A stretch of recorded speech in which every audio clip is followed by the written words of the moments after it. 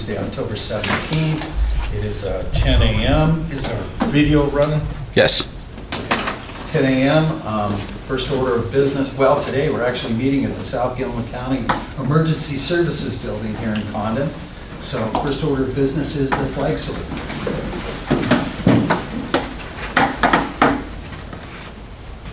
I pledge allegiance to the flag of the United States of America and to the republic for which it stands, one nation, under God, indivisible, with liberty and justice for all.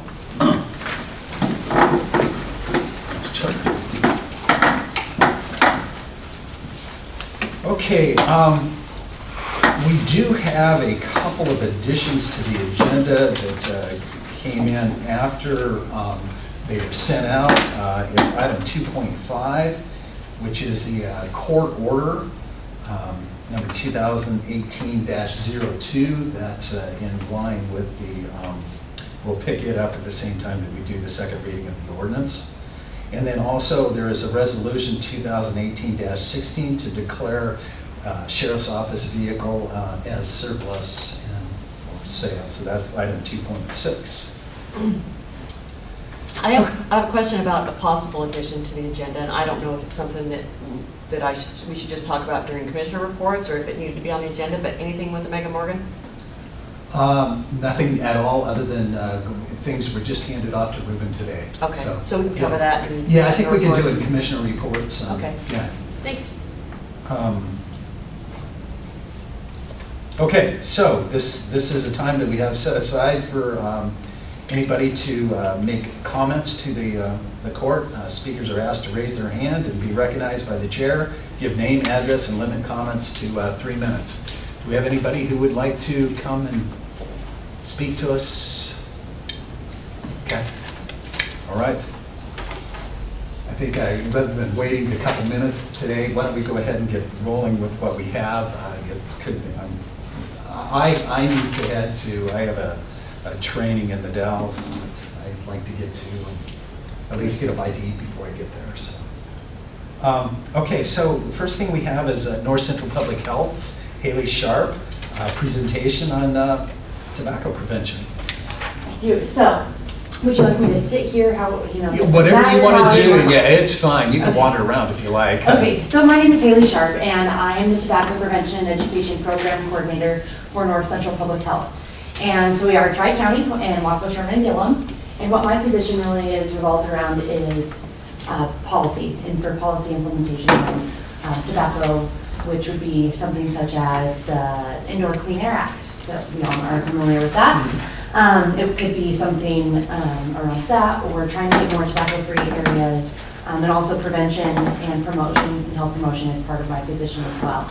I just really wanted to come today and share a little bit about what I have recently done within the 3 counties, and specific to you guys, what I have done and seen here.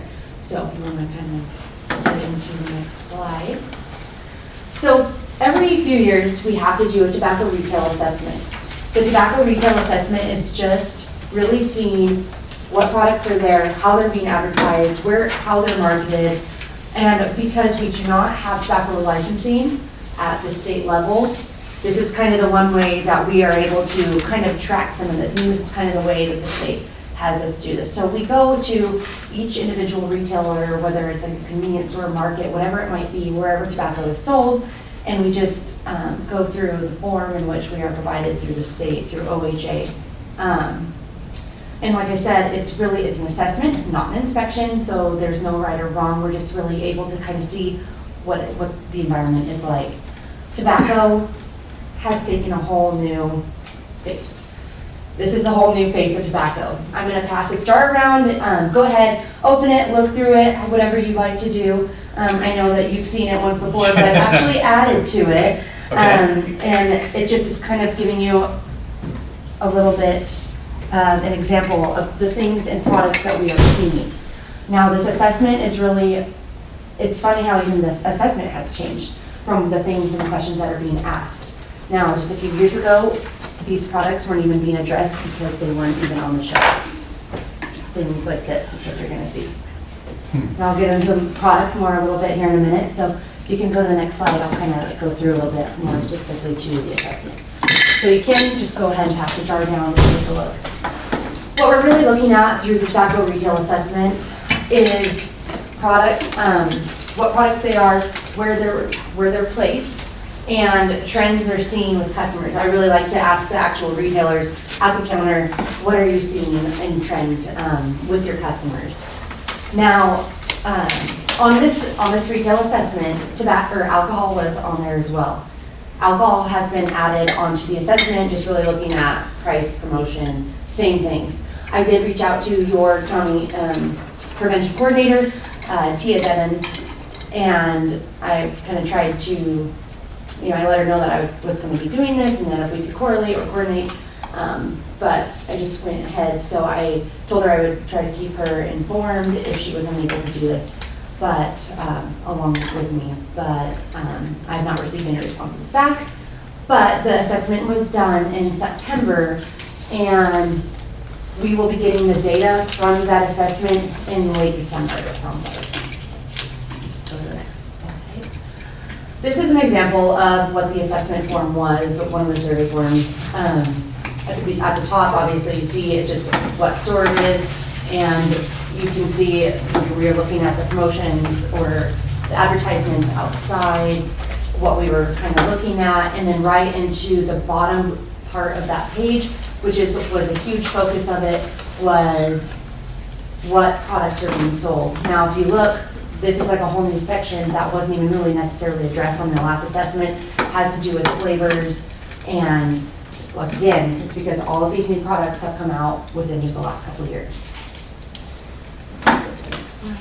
On the back here, this is kind of where the alcohol was addressed, and then it was looking at the same things, kind of what advertisements, were the advertisements aligning with outdoor activities or aligning with school activities, and then the bottom part, which was the prices. So that's just an example of the assessment form. So it was just 2 pages. A lot of times it only took maybe 10 minutes. We could whip through them pretty quick. If I had time or if it wasn't very busy, I didn't want to take away from business, but I just wanted to have conversation and kind of talk to them about what they were kind of seeing, like I said, with trends with customers or within the tobacco environment. So, go to next. Now, there was a new OAR release, so there's some new rules around nicotine and inhalant delivery devices. This came out in September and was effective immediately. Now, we're still really working through a lot of this stuff, and we're trying to, and also promote that retailers really go in and get their legal advice, when looking at this. Now, the rules are not very well black and white, I guess I can say. There's kind of room for interpretation, so that's why we're really saying, seek legal for your interpretations, because we can't necessarily do that. I'm not going to interpret law for them or what is right or wrong. It's really interesting though, because you look at these products, I will say those were confiscated from a high school. The products on the left-hand side, those were confiscated from a high school. This has become all of a sudden a very huge concern within high schools and middle schools. So is that what they call vaping? Yeah, these are all different kinds of vape pens on the left. Okay. Again, these are just ones that were confiscated at the school. And then in the middle, what you're looking at there, that is one of the products that is in there. It's one of the liquid vaping. And then what's really interesting too is on the right-hand side picture was taken at a local convenience, or actually that one was taken in Sherman County at the Pilot, and it was there in Biggs, and it's a $20 off of a starter kit, so for the Juuls. Now these rules came right out. I don't know if you've seen in the media, the FDA has really kind of come down and said, we got to get this under control as far as labeling what can and cannot be there. It's taking off with the youth. Now, so much of the youth use of tobacco, they're saying close to 70% of it through the nation is these products. It has completely shifted. We've seen a huge decline in cigarette and even like chewing different products, because it's all switching over to these new products. Now these haven't even been out here, some of them even a couple of years even. And it's just taken off. Now again, just looking over at the price promotion of, oh hey, get your starter kit. $20 off right after the FDA is coming out. So they're like trying to get them off the shelves or trying to get them out. So if you go to the next slide, what was interesting when I did the retail assessment here, when I actually came to Condon, I went over to the market, and the market really keeps more, they don't really keep the products that I was just speaking about on like the vaping. The grocery store, they have more of just like the conventional cigarettes and chew that we would see. And they said, well, we just want to kind of keep, maybe what the locals use and not necessarily these other products.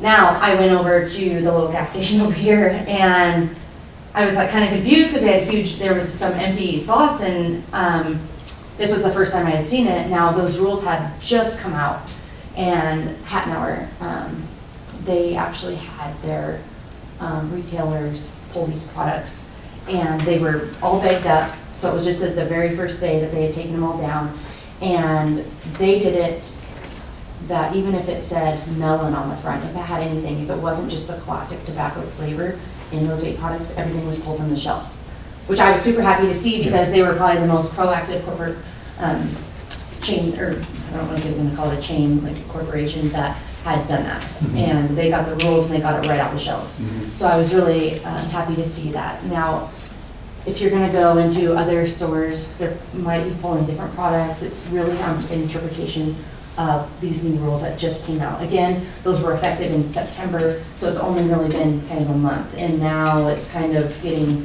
really out there and really being talked about. So it'll be interesting to see how this shifts this new environment of these new products. But I was really happy to see that being done here. And in Arlington too, as far as like the shelf station and that kind of thing. Okay, so this is what I was talking about, the new base of tobacco. And what you're looking at are different products that are being used, I guess. Kind of when they first came out, they were a lot more, maybe it was like the cigarette, and it was being pushed that, hey, use these products because it'll help to quit smoke. And then they've evolved into a whole new thing. Now, the one in the middle of the screen is one of the most common, and one of the most common that's being used in the schools. I've recently been doing a lot of work within the schools as far as trying to do staff education. Did that out in Sherman County because all the kids know what all this is, and the teachers don't, and the adults don't. And there's a huge misperception as to what these products are, what is in them, and the perception right now, a lot of the time, is like, well, it's not that bad. We're not a concern. However, that jewel pod right there, those little, it looks like a small USB drive, the actual flavors, the small part, a lot of them have up to one whole pack of cigarette worth of nicotine in it, but some of them can be up to 2 packs of cigarettes worth of nicotine. Now that means you're going to get more of it faster, therefore that is more of a concern, more addictive. You're able to take more in at a time because of the way that they've evolved these products. Some of them even look like the more boxy one there on the left, on the blue. Some of them even look almost like computerized or digital. You can turn up or down how much you want to get. You can pick your rate or levels of nicotine on some of these products. And what we're seeing, what the worst part about these products is that kids are getting their hands on them. Yes, we did have the law went up to 21 to be able to purchase these products. They're still getting their hands on them, and they're so easily concealable. And again, if something like that's laying on the table, it looks just like a USB drive. That product there in the very middle fits in, well, actually, one school was having an issue because kids were taking markers just like this, cutting the tops off, cutting the bottoms off, just sticking their products in there, and then vaping in class, in bathrooms, in locker rooms, on the school bus. I just had one bus company, and they just said, hey, we're finding these products. And now they're actually paying attention to what they are because they thought that they were maybe just like a USB drive. They're finding the small part. Now, if you think about the way that the companies have been very smart in doing this, when we used to have cars, we had cigarette lighters and everything and ashtrays. Well, we've really gone away from that, right? Mm-hmm. Cigarette smoking has gone away from, it's not the most popular cool thing. These are becoming super popular, and you can charge them anywhere. Think about in new cars now, you can charge them on any of your laptops, computers, anywhere those ports are being stuck on everything. Therefore, they can be charged anywhere, making it really accessible and easy to use. So they're really easily concealable, and they're coming in all kinds of different flavors and any kind of name and flavor you can think of. The link on the top, I'm not sure if you're able to open that or not. Can you click on it within the?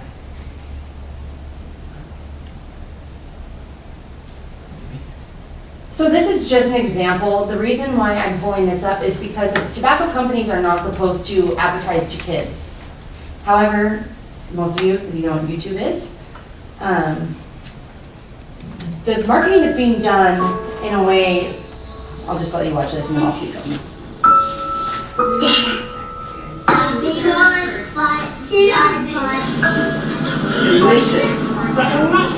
Today I'm reviewing Pebbles Donuts. Let's get into it. Guys, that is some good stuff right there. It's like donuts and cereal, no burger, anything. This is so good. High Nick, I heard, a lot of nicotine in here. So you can close that out now before the next one, please. Oh, actually, just look quick at the bottom of the screen. What do you notice about at the bottom of the screen? They're all kids, right? Yeah. And that kid that was in that video, I don't know if he's maybe 12, not very old. And now the tobacco companies, back to what I was saying, the tobacco companies aren't necessarily, no, they're not able to directly use kids or market to kids, but look at what they're doing. And then on YouTube, kids, what they do is they take these products and they do all of these reviews. They use all the different products and they give these reviews. So basically they're getting through marketing. And they're taking it upon themselves to do it. And then they're posting, it's, with social media, it's really integrated kids from all over. Now we used to hear, well, we don't have that problem here. We don't have that problem at the school. That's just in the bigger areas. Now those products used to only be able to be purchased online, and now they're in every convenience store around, pretty much. Every Shell station, all of these are. Now, the issue is, too, going back to kids are so integrated. Now, kids are on social media, are friends with kids in the Dalles and Ben, all over the place, and they're able to stay connected, and they're being used, and these products are being used, and they put challenges out on how much can you smoke in this and this product and that. So it is just a huge concern because it is so much used by the youth. And again, the misperception around it, because I've even worked with students who've said, well, my mom bought 4 of them and handed them out to us because they're not that bad. So what we're trying to do is really get the awareness out there that these products, they are not safe. They have not been they are not heavily regulated at all. Cigarettes, we have studied them for years and years and years. We know what they are, we know what they do. These are not. Most of those haven't even been out for over a year. The ones in the very bottom of that jar are just a single kind of cigar. They're not very big. They're 89 cents. So maybe if you don't have the money, or a lot of times kids, it's not very appealing to be able to go and buy one of those devices that is much more expensive, but you can, 89 cents, you can get stuff. So if you go to the next slide. In conclusion to some of these new products and what we are seeing, Gilliam County, I was happy to see that a lot of those were being pulled from the shelves. Now, with the interpretations of and the new rules coming out, what I'm hoping happens, and what I'm really hoping happens for the community, is the fact that those stay off the shelves. I'm hoping that they don't go back through and say, oh, hey, well, actually, we can put this one or that one back on. What we're really hoping for is that they stay off the shelves. Again, because there is no tobacco retail licensing at the state level, that is something that can be done at a local level, or even stuff such as flavor bans, etc. So you can go to the next slide. The biggest thing here was, we're just trying to educate the community and getting awareness materials out. These are kind of things I'm going to talk about here with moving forward with things within my work plan. But something else that's really come around is we know that secondhand smoke has health effects, and also that is a law that you're not allowed to smoke in a vehicle with a minor. And we're really trying to get the awareness out about that, because that does not just mean for cigarettes, that is also covering all these products I was talking about. And so I created some material around that. If you go to the next one, I actually have, actually I don't think it's that big, but this is just a brochure that I made, and it's on secondhand smoke, kind of in the middle of the brochure. It's focused on the law for the secondhand smoke, about smoking in a vehicle with a minor, but third-hand smoke, have any of you heard of what that is before? No. Okay, they actually gave it a name now. So third-hand smoke is just everything that's stuck on the carpets, walls, clothes, hair, everything. It's all the residue that is left over. Now, this is not just, again, it's not just conventional cigarettes, but it's all of these new products as well. And they do have health effects, especially for children. And with this is kind of coming around, and within the child care field, especially becoming more aware about this, and then having policy kind of in place around that to help kind of protect the children and infants especially. So you can look at this. Another focus that I've been working on is I did some surveys at local restaurants because we all know, again, the Indoor Clean Air Act prevents us from being able to walk into a restaurant and light up and smoke within the building, and this covers vaping as well. So vaping is a part of that. And however, when we start looking at outdoor seating, what does that look like?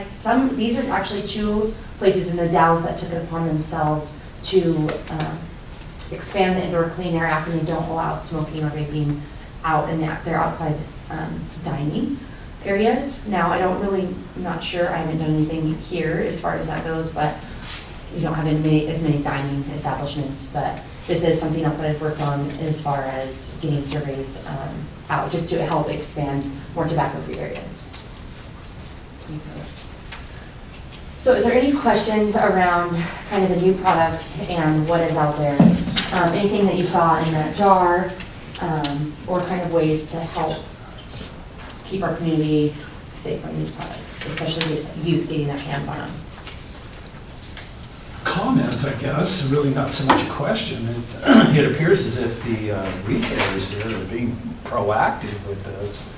And, I guess I can put out the kudos of saying thank you to those people and put it on the record that, they have stepped forward in trying to create a So there, better because social it's environment. such a push because when you contract with these companies, and they bring their new product, and they put it all out, and Right. and it's hopefully they will continue to pull these products. Now, I'm not sure if that's going to stay that way again, because they did it effective immediately, they pulled everything, but now they're kind of taking a look, okay, well, do we want to do that? Do we want to just leave all of them off, or are we going to put some of them back on? And this is a very key time to hopefully that we can get the education out there that this really can help our community, and hopefully that'll expand across the 3 counties, especially that we can get these products off.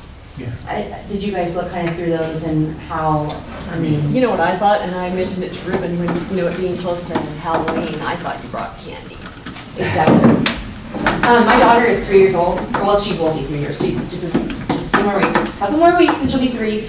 And I had to stop by the office and I had her with me, and she wanted in that so bad. And I was like, no, and I put it up and away, and I was like, again, she thought that's exactly what that was, and she wanted candy, and she thought it was gum in there. And so she was very adamant that I let her in that, and and I put it away, and that's exactly, these are products that are using flavor to get a different group of people that maybe are not willing to try conventional cigarettes, don't like the smell of it, but to reach out, and they have to get replacement smokers. Now again, remember I was saying that one of those pods can be 1 to 2 packs of cigarettes in just one of them. Mm-hmm. These different liquids are going to be, they're very inconsistent as to what products make them up and how much nicotine they have. And that's a huge concern because with it, product to product and even flavor to flavor, it's very inconsistent as to what's making that up. It's not regulated, and if you're getting more nicotine quicker, faster, and it's easy, and it doesn't have the odor that another cigarette is, that's super appealing. It's super appealing to the youth. So again, thanks for letting me come and speak to you and just help inform. And these are just kind of some of the issues that we're looking at within our area. So. Okay. Thank you, Hayli. Really appreciate that. Can you maybe pass that around while we pick things up and let people in the audience kind of? I was going to say, do you want me to open it, or do you want to just look at it? I think take a look at it. Don't steal it, okay, because I know what's in here. Yeah. But I don't know if you just walked in. Those are the new tobacco products that are out on the shelves. And they've been very concerning because we're having a lot of problems within the school and just really trying to expand the education within the staff. All the kids know what all that stuff is. It's the parents and teachers that don't. Last year, I was able to have the opportunity to be at the health fair here, well, for Gilliam County, so both at the north and south end here. And it was 15-minute presentations. And most of the kids knew what those products were, especially in high school.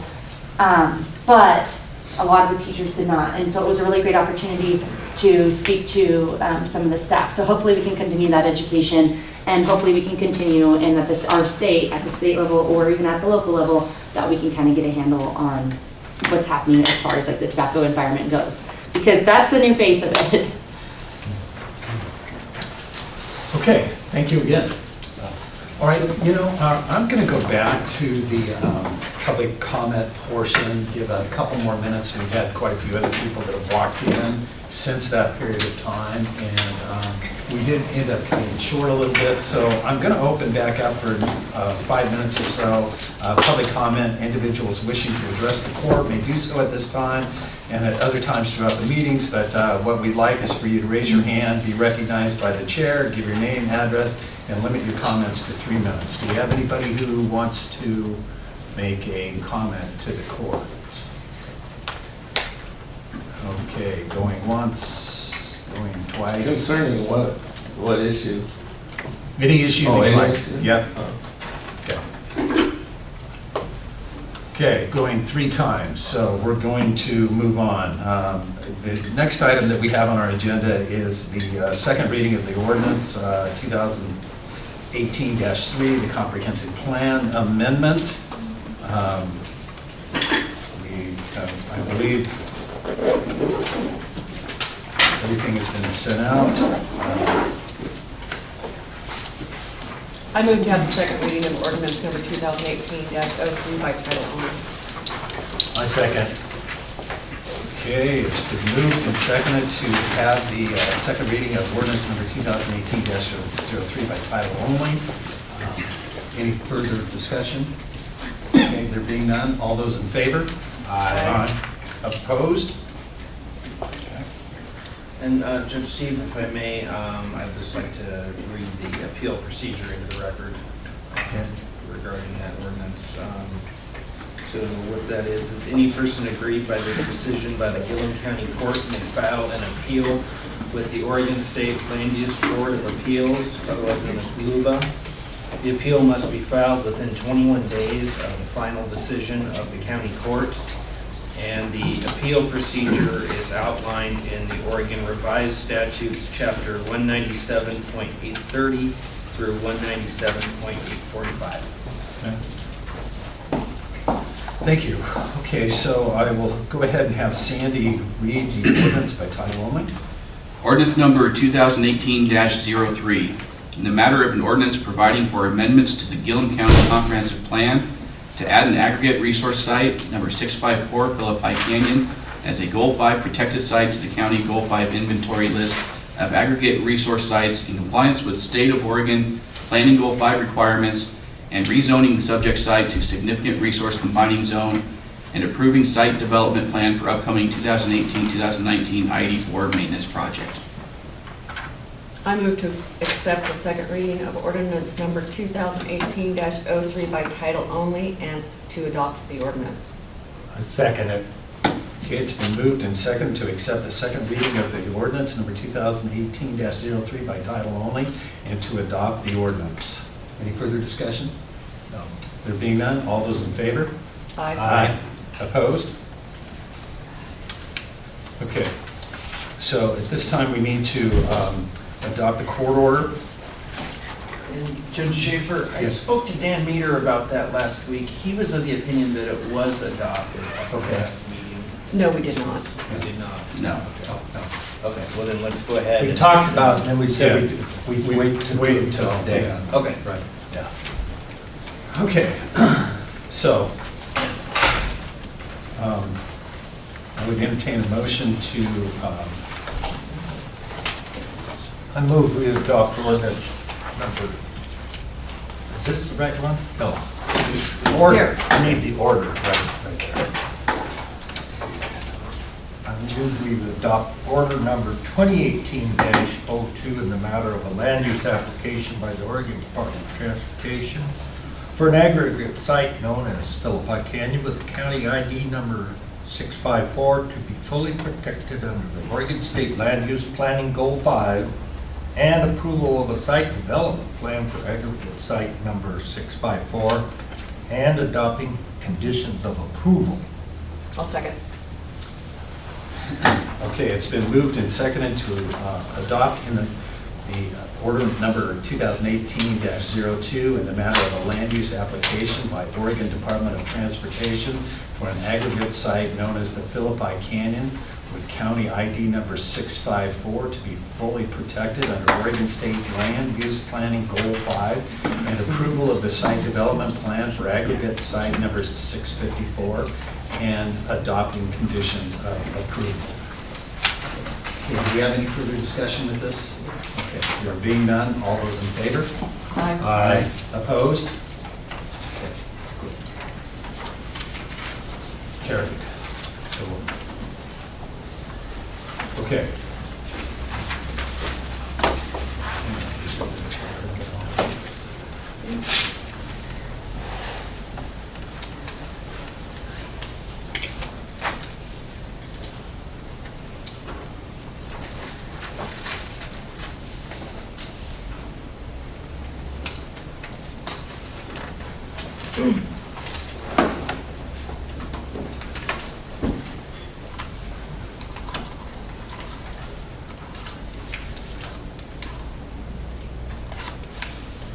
Okay, sorry about that. Okay, well, we're right on schedule, actually. Right now, we have it's been requested to consider an amendment to the housing program. The Gilliam County Attainable Housing Incentive Program has looked at some adjustments here. Basically, that they want to create an incentive for up to $10,000 per new rental unit. For multi-unit developments, it'd be up to $10,000 for the first available unit, and then each one after that would be $6,000, and if it's more than, excuse me. So that's kind of what we talked about discussed. last that- time. Okay. But the PCDC board wants to go a different direction than that. Oh, okay, That's all right. And that's Rob- what I had sent to Sandy. Right. Okay, why don't you come up and give us a description then? I apologize. And No. if I could just start out a little bit with an introduction as to how we Sure. got those numbers. We had a discussion at the county court meeting in Arlington, and I was directed to draft this amendment to the MOA. And the discussion centered around how to deal with new rental housing development, in that there is a per unit amount to be given as a grant for new housing, and that you get more bang for your buck per unit when you're building multiple units. So if you're building a triplex, it doesn't make sense to give $10,000 per unit, but maybe make it a graduated amount where you get $10,000 for the first unit, and then a pro rata the more units you add on. Those numbers in that attachment E, in that first paragraph where it says 10,000 for the first rental unit, 6,000 for the second, and 4,000 for each subsequent, is purely based on that conversation where there were really no hard numbers thrown out, and it's up to the court to determine what they perceive is the fair assessment there. Basically, I just put them in there as a space filler based on the conversation, but they're up to the court. Okay. What did Pioneer CDC do? What Well- were they recommending? Well, the way the board looked at it, and I basically had to agree with them, that what we're trying to incentivize are new rental units. If somebody wants to build a fourplex, they've just added 4 new rental units to the county. Whether it's 4 separate projects or 1, it's the same number of rental units being added. And that was what, the board, their thought was, is that nobody's stepping up to do anything at all right now. We already have a half of $50,000 per year for grant money, which also includes our demolition and abatement grant, part of the first original program. So, you know, 50,000 is the max that could be paid out in any 1 year, regardless of what it might be. But that was the board's thinking, was that, you know, 4 units are 4 units. And, you know, if somebody wanted to build a fourplex, then more power to them. Yeah, with the fourplex, it looks to me like it'd be $24,000 grant to them, correct? Is that right? No, it would be No. 40. Before- You just want to stick with 10 per. 10. We just want to stick with 10 per, because again, we're trying to build new rental units, and whether you have 4 or 2 duplexes, a triplex, and a single, whatever it might be, you know, 4 units are 4 units. And the fact that it may be more advantageous to the builder, it's also a bigger piece of money to begin with than it would be to build a duplex or a single. It might be more profitable, but it's still a larger chunk of investment money that somebody would have to put down, because we're not offering, this is a grant. Okay. So that's the thinking, that was the thinking of the board. Mhm. So an example, let's say, you know, I decide that I want to go out and build a fourplex, a 4-studio apartment. So I would receive $40,000. I guess what I'm kind of have in my mind is that we need to develop some sort of bedroom limitation too, where, you know, instead of somebody having, you know, an apartment with a kitchen sink or a kitchen and a bedroom all in the same area, that something that would create, you know, 2 bedrooms. Yeah, I certainly think that would make a lot of sense. You know, I mean, with that that would make- criteria. City ordinances against it. What's that? I think Arlington has an ordinance against that. You know, they have the Do minimum they? size. Okay. It's square footage. Yeah, like 1,000 square feet, you know, for housing units. Okay. So I think, and I'm not familiar with Condon's ordinance, but I think a lot of that is taken care of in the ordinance. Okay, I'm not familiar with that. I just, you can see where I was Oh, going. absolutely, yeah.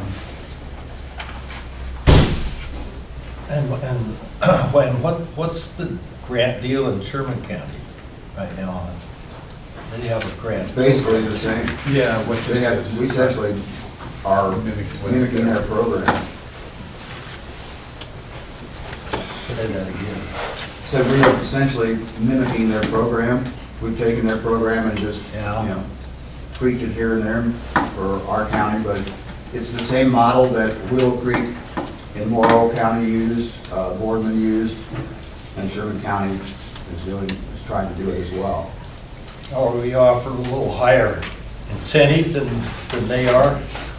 We're offering the same dollar amount that they are. Yeah. Okay. Yeah, this is all sort of an experiment in economics, because It is. we don't know what that number is that will create this, you know, the minimum amount that will create this incentive. Well, as you know, Commissioner, one of the biggest issues for an investor in rural America is the wage level that can be paid to, you know, non-governmental businesses that pay out. I mean, they're paying, you know, maybe $12 an hour. So the amount of rent that the people that are looking for these rental units can pay is really hard to pencil out without some major incentives involved. Maybe even with the incentives we're offering, it still may not work, Right. especially with interest rates, you know, moving north rather than south. But it definitely is an experiment for sure. Yeah. Although we've gone since March, and we have one project currently underway, that's for a new single family. So we've had nobody step up to do anything in the rental aspect. So I just feel like we need to have more tools.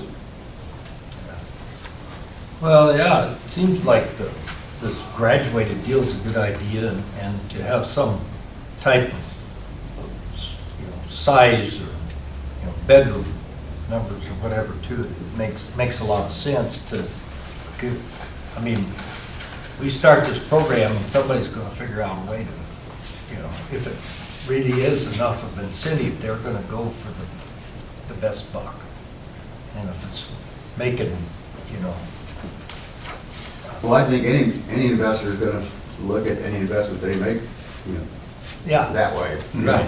What does provide the best buck? So what do you think, Rob? One People was one thing I wanted to mention too was in regard to the bedrooms, I'll talk to the city and see if Condon has a similar ordinance to Arlington. I don't think anybody's gonna build a 1,000 square foot studio apartment. Yeah.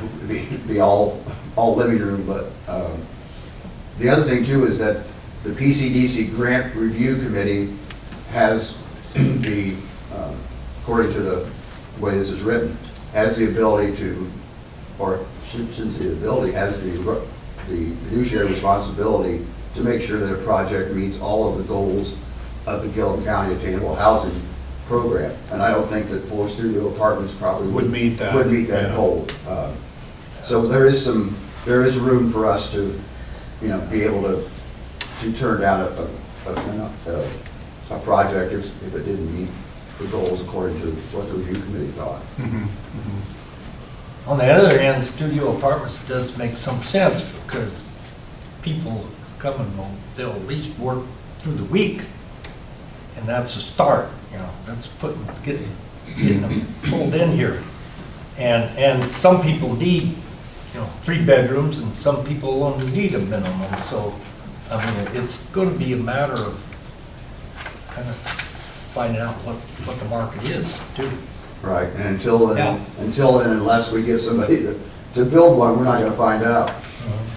So that, again, Yeah. but we're, I'm open to, if the court wants to make it a graduated, scale. Just our board consensus was that we didn't want to, we want the maximum incentive that we can for somebody to get something done. Yeah. And if somebody says, hey, look, they're gonna give me 40 grand to build 4 studio apartments,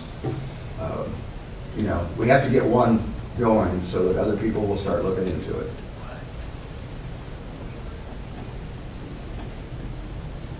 But more than anything, I would really like to get this hammered out today so that we can Really begin to offer this program. Yeah. Sooner rather than later. Right.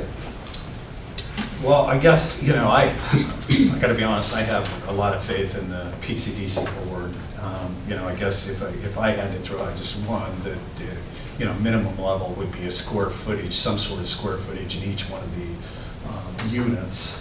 And I don't know what that would be, that, would allow for, maybe it's a graduated level. If somebody's wanting to come in and build,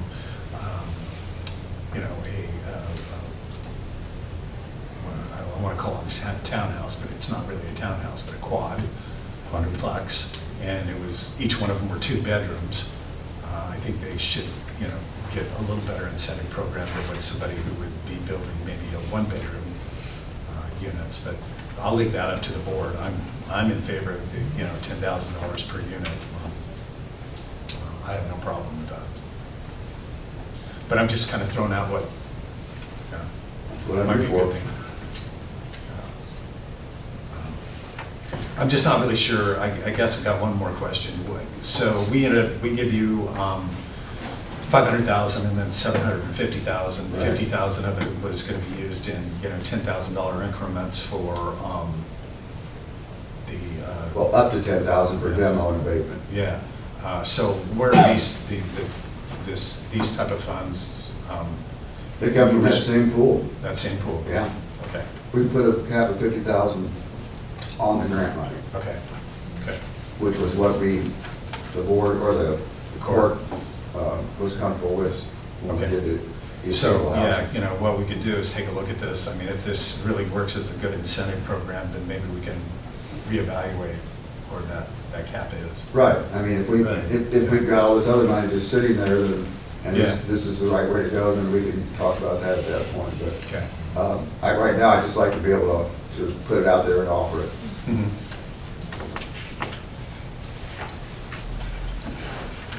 Well, You know, I would, I think lean towards going with the PCDC recommendation. If they, you know, if they think that 10,000 per unit is the way to go. You like the graduated? I like the graduated, yeah.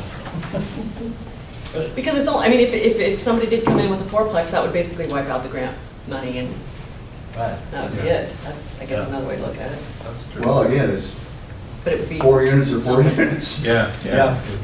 If somebody did, it would be a big deal there. And I just feel like, I think the board and myself feel like it's gonna be much more likely that one project might get done than 4 separate or 2 duplexes or anything else, but, again, until we put it out there and see what happens, there hasn't, honestly, in Sherman County, there hasn't been a big grab for they have a couple of rehab grants going over there, which is another part of Right. the new program. But, Okay. so I don't know where you want to go with that, but Does this, I have a question for you. Does this have to be spelled out in there? I mean, can they have any discretion on that? Like, can it up to 10,000 per unit, but that they could, depending on the project, They can have discretion. decide to go in a Yes. graduated? Mhm.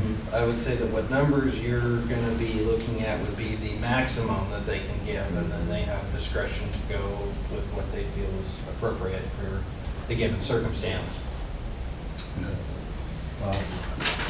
Well, yeah, the max here is still, Well, the reason why, I mean, really, the max is gonna be, we have $50,000 is really the cap that they can use, yeah. you know.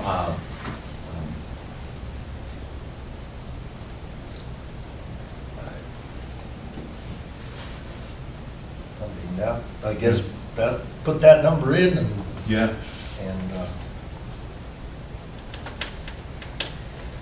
leave it up to them, how they want to spend it.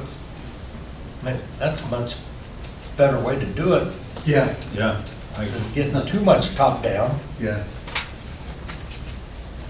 Okay. okay. Yeah. well, as you said too, I'm very fortunate to have a really knowledgeable board. Mhm. And Yeah. I'm, been very confident that, the things that would have worked out in our board meetings are what we feel is the best thing that we can offer. And if that doesn't work, then we find something else that does. And Mhm. if we find that we did a deal that maybe was too generous, then maybe we have to look at changing that. Again, until and unless we get one, I can't really tell you. So, again, I would entertain a motion to accept the memorandum of agreement as corrected. I so move. Second. It's been moved and seconded to accept the amendment to the Gilliam County Memorandum of Agreement for the Attainable Housing Incentive Program. Can I just say as corrected? Would that be okay with you guys? Okay. I could spell it out, but I think we all were in agreement. Okay, any further discussion? Okay, there being none, all those in favor? Aye. Opposed? Good. Go forth and do good, man. We gotta get building codes taken care of, we gotta get contractors, so it's, you know. So it'll be changed, so it'll be 10,000, to a maximum of 10,000. Okay, so, next thing that we have is remaining on schedule almost. We've got Jim and Alcenia Wright, concerns over the operation of Willow Creek, the quarry there.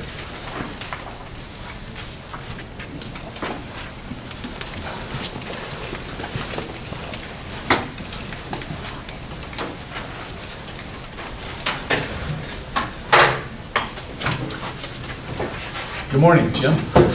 Morning. Judge Schaefer, Commissioners. It's been a while since I've sat at this table. James Wright, my wife Alcenia, 1145 Columbia View Drive, Arlington. Thank you. What drove me to look into this is I found out that the Port of Arlington had decided to give exclusive marketing of the Willow Creek project to a contractor, where we have budgeted a line item, $146,000 for personnel for the marketing of the Port of Arlington. Why in the world we would hire a contractor and give him exclusive rights to that, I'm not certain. But it caused us to start looking at everything from the beginning. And if you go back to September 28th of 1967, you see a deed, which you have a copy of, from the Corps of Engineers to the port for a particular piece of ground. And for that, we understand that it's certainly the port's property and their decision what to do with that property, given all of the facts. So then comes along in about 2005 the idea to build a dock, unload waste containers for the most part. The whole idea fails, and it was a good idea, it failed.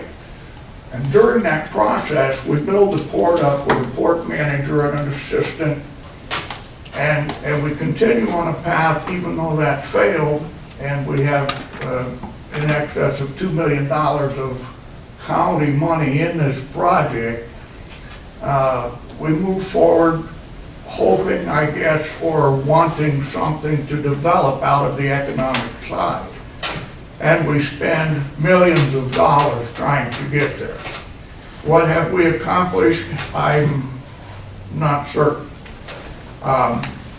I wanted to show that that's the port's property. If they wanted to borrow money against that property or the rock asset that is there, they certainly can do that.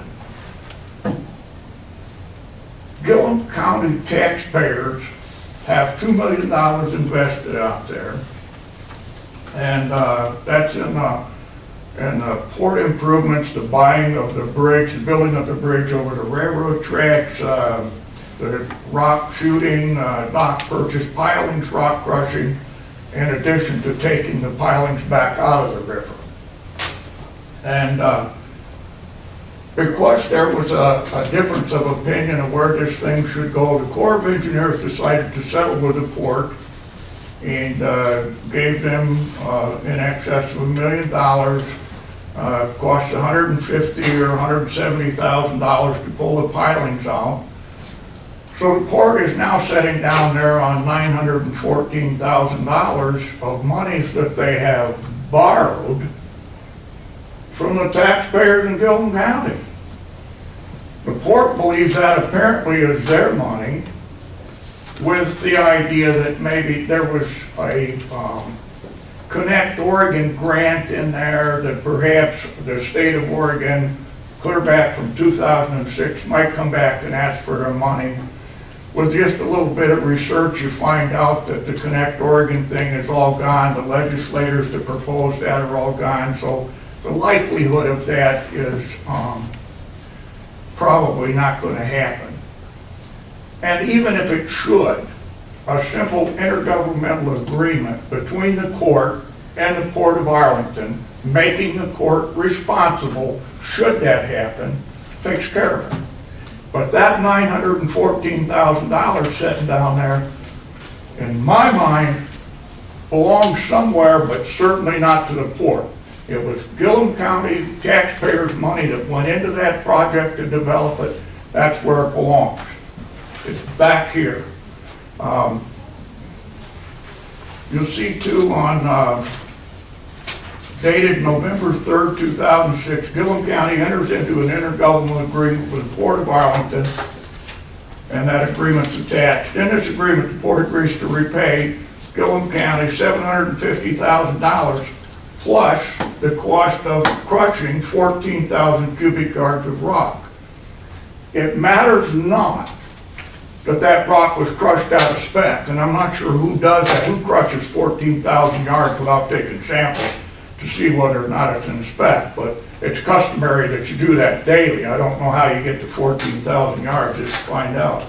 Now, if the port forgave that debt to the contractor that was supposed to purchase it, that's still the port's problem. It's just a matter of a poor decision that they made on their part. Those monies belong here. So I'm saying that the port bears that repayment responsibility. When you go back through the treasurer's fundamental bookkeeping, you find out no payments have been made whatsoever. None whatsoever have been made. So we sat down there in the $914,000, and I've been told that the port will spend it wisely, and I just don't believe it's their money to spend. I'm asking that we, at the rate specified in that document dated November 3rd, 2006, that they pay for the 14,000 cubic yards of rock for $98,000 and the $750,000 that they borrowed to move the project forward. And it doesn't matter that it failed. Those monies need to come back here, and they're sitting on it down there. That comes to a total of $848,000 to be returned to the Gilliam County taxpayers for the repayment of loans Gilliam County made to the port. I am requesting that my letter and my comments today be made a part of the record. And as we went through, I also attached a copy of their budget, and I'm not certain if our court spends much time in looking at the Port of Arlington's budget, but it really needs to be tended to and needs to be looked at. And I think we may even want to regroup. Right now we have mooshed the Port of Arlington and economic development together. I'm not sure they belong together. I'm not certain that we shouldn't consider separating those, because I'm not sure one has anything to do with the other. And those are my comments, Zena. I really don't have anything to add other than I think we do need to look. We've gone, just in my tenure here, 1982, we had $1 million that we balanced everything in this county on and took care of all the roads. And now we have upwards of 58 million. And we really need to do diligence and be paying really close attention where we're spending that money so that it's for the greater good of the citizens of the county. And this is just kind of an example. And there's so many things that get thrown at you every day with, and you've got upwards of $58 million in the coffers, that it's impossible for you to keep track of all of it, but we need to have more oversight, because this agreement was signed in 2006, and there's been no agreement to change what's happening down there, and there's nothing happened that says anything but that the parties of the agreement are delinquent in their payments to the county. And I just think we just need to be more careful. Point well taken. I have a question.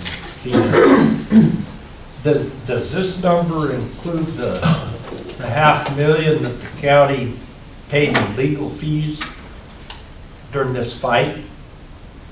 No. No, No? well, it does Okay. not. I just, To answer your question, it's in excess of $2 million. Yeah. And The total. 500,000 would be in that, yes. Yeah. Okay. in our looking, we found that there are no agreements or documents or memorandums of understanding or anything between the port and Gilliam County as to if this is, some of this is being forgiven, or if it's all being, if it's all monies they owe us and we need to be doing something. But Right. that was just our main concern today, Right. is that It's probably not just this, there's so many things out there that you can't stay on top of all of it all the time. But we need to make sure that the follow-through with agreements that need to be in place and stuff does happen. So that, you know, you guys aren't gonna be here forever. Right. None of us are. Right. So we need a good trail for the people that come after us. I believe we had poured in and had a discussion about this particular situation here and didn't make much headway with them on it.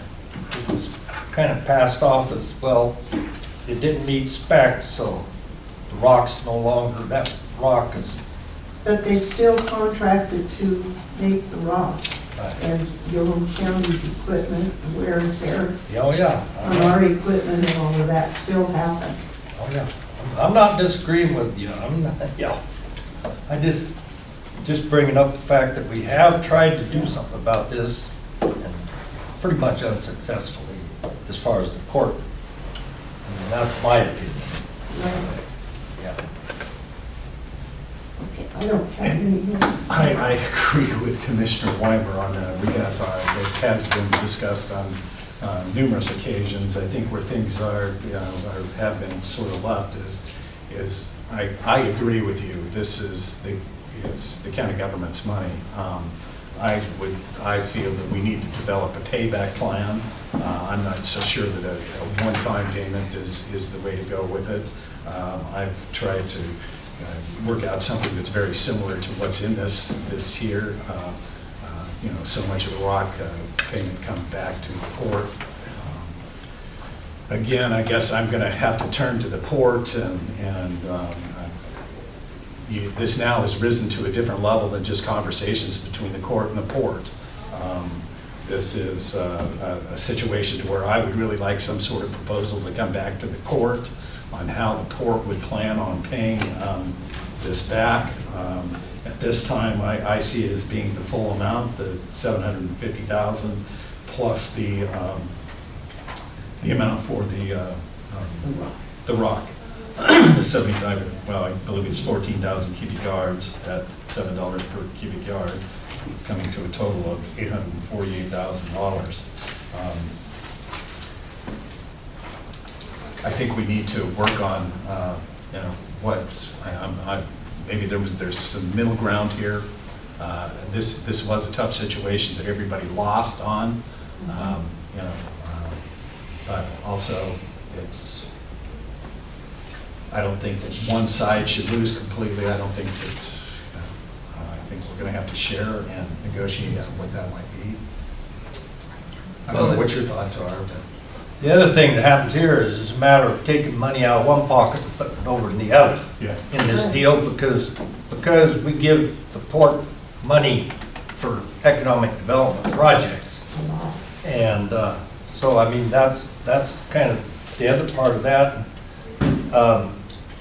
Another part that Jim brought up was about the economic development being kind of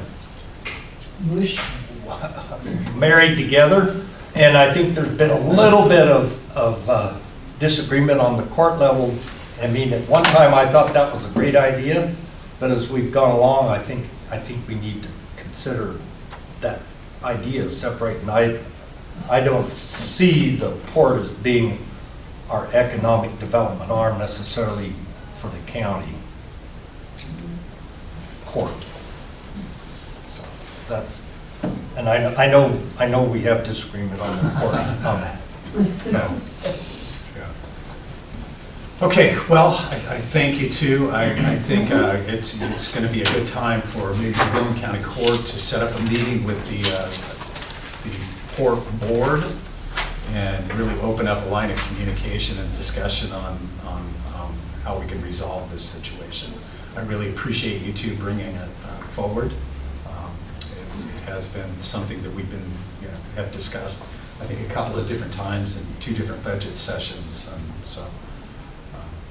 But we have yet to come to a resolution. And maybe if we could get the 2 boards, the court and the board together, we can work something out. So, Sandy, maybe we can work on scheduling something as soon as possible. Thank you for the opportunity. Okay. Yeah. Thank you for being here.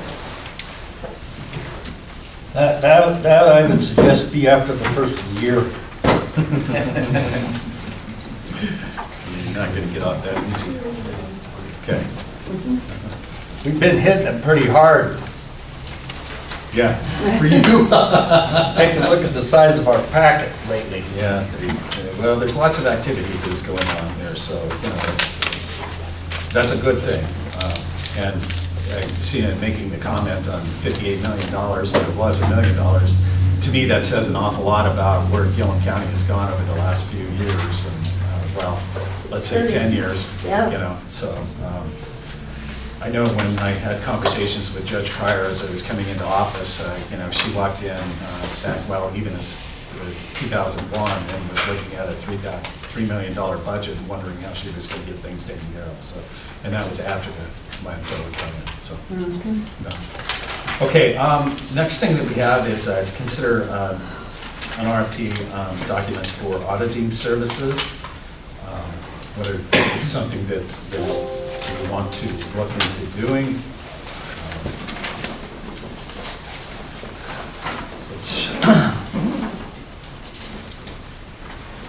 Nathan, do you want, maybe we should have you come up as the budget officer, come up and as a treasurer also. I think it would be good to have input from you on this as we move along with it, or at least discuss it.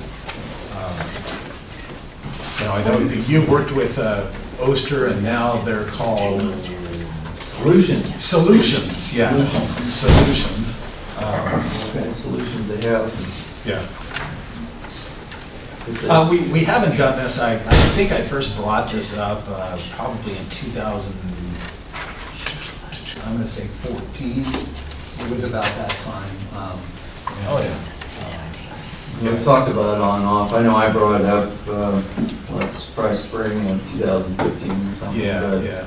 And Leslie brought it up Yeah, I think about a year and a half ago, so right. it's been something that's interesting, and I generally in accounting, you tend to rotate auditors just because they look for different things, find different things. It's not necessarily a comment on the work they do as much, it's good to get a different opinion. You see that in my office too. You get somebody new, start someplace, and all of a sudden, well, why did you do this way, or why did? So it's kind of good for everybody. So I'm excited about this. I know it's kind of a process, but the other issue we kind of have, and small county is Solutions, formerly Oster, does audit the port. They audit the school. They audit us. They audit the city of Arlington. They audit Frontier Telnet.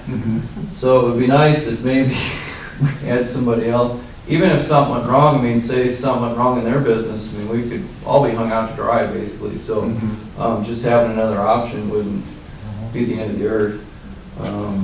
But that's my 2 cents. I don't know. Well, I think we've all kind of come to the conclusion that it's really worth, it's time to do a check.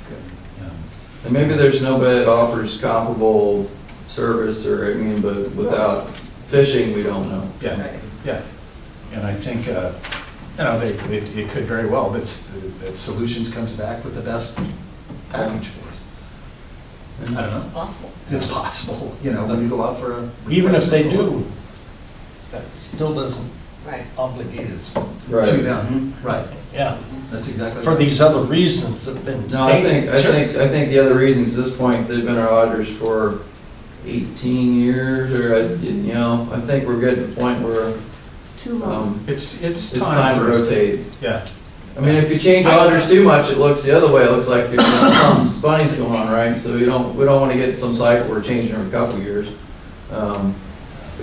10 years is probably a good run, in my opinion. So, I don't know, Ruben might be able to comment. It just depends on what you're happy with, but you know what, we can throw this out for quotes. You're not obligated to do it. I put in the request for quotes that we can cancel them, we can do whatever we want as far as who we choose to accept or not. Okay. We're below the threshold where we have to do the formal RFP. We can just see what's out there with the solicitation. Okay. We don't even have to have any costs of publishing it if we don't choose to publish it. we do want to publish it, then I can condense it down into something that's smaller than the newspaper, with just the vital information. And so really, yeah, I don't see a problem with going out and seeing what else is going on. I think it's the prudent thing to do, so. And we were looking at a 3-year or Is that said in there? this RFP, Yeah, did it it's- say With the opportunity to, extend it? Yes. Right. Yeah, and Yeah. we don't have to do that. No, I think that's, I think that's a good idea, though. Yeah, I do. yeah. Yeah. and then that gives us that option, maybe after 3 years, we want to go back to Right. where we were at too. Yeah. Yeah, do it all Okay. again. I know it's been some entities in this county's experience where they changed for 1 year and had a really negative experience, went back after the first year, so. Yeah. I mean, that is a concern, I mean, but hopefully, it's a step in the right direction, just to, yeah, things won't look they'll look different. I'm not gonna say they're gonna look bad, but they'll look different looking through somebody else's, spyglass, that first couple of years, so. Mhm. Yeah. So with this RFP, or request for price quotes that we've got here, we've got a few blanks. And is there, part of that would be the audit schedule? I think that's the. Yeah, usually they're scheduled in the fall sometime. It's been somewhere between September and November generally. This year it's November 5th, the week of November 5th. So, but that's kind of up to the auditors, really. We're pretty flexible in that, just as long as it's after August, so we can get, the fiscal year kind of wrapped up in July and get everything ready for them. So somewhere between the end of August and November is great, but we have to have it filed with the state by the end of December. So they absolutely have to be done by then. Do you think that if we got this out right away, that people could respond in time and? Oh, no, it'll be for next year. Yeah. We already signed the contract for this year, it's too Right. late. So that really what we're working on is usually we sign the contract about, January, February time, the court, excuse me. Yeah. I don't sign anything, Right. but usually about January, February time frame, they're signing for the next Yeah. audit, which is that fall. So So this we're will be wanting 2019 audit. Yeah, Yeah. getting this out, yeah. Yeah. But I think starting earlier to, begin looking for a firm that. Yeah, 'cause I think we talked about this, last November or something, Right. like, it's too late. Yeah. Mhm. so that's why I think we wanted to we had a note to put it on the agenda for September, so we could begin the process. Right. Okay, let's begin the process. So would you suggest then, Nathan, for the audit schedule that it begin no later than September 1st date, or? I don't have any, the biggest thing is they've got to get all the audit itself written, so however fast they think they can write that. So if they wanted to do it December 1st, I don't care.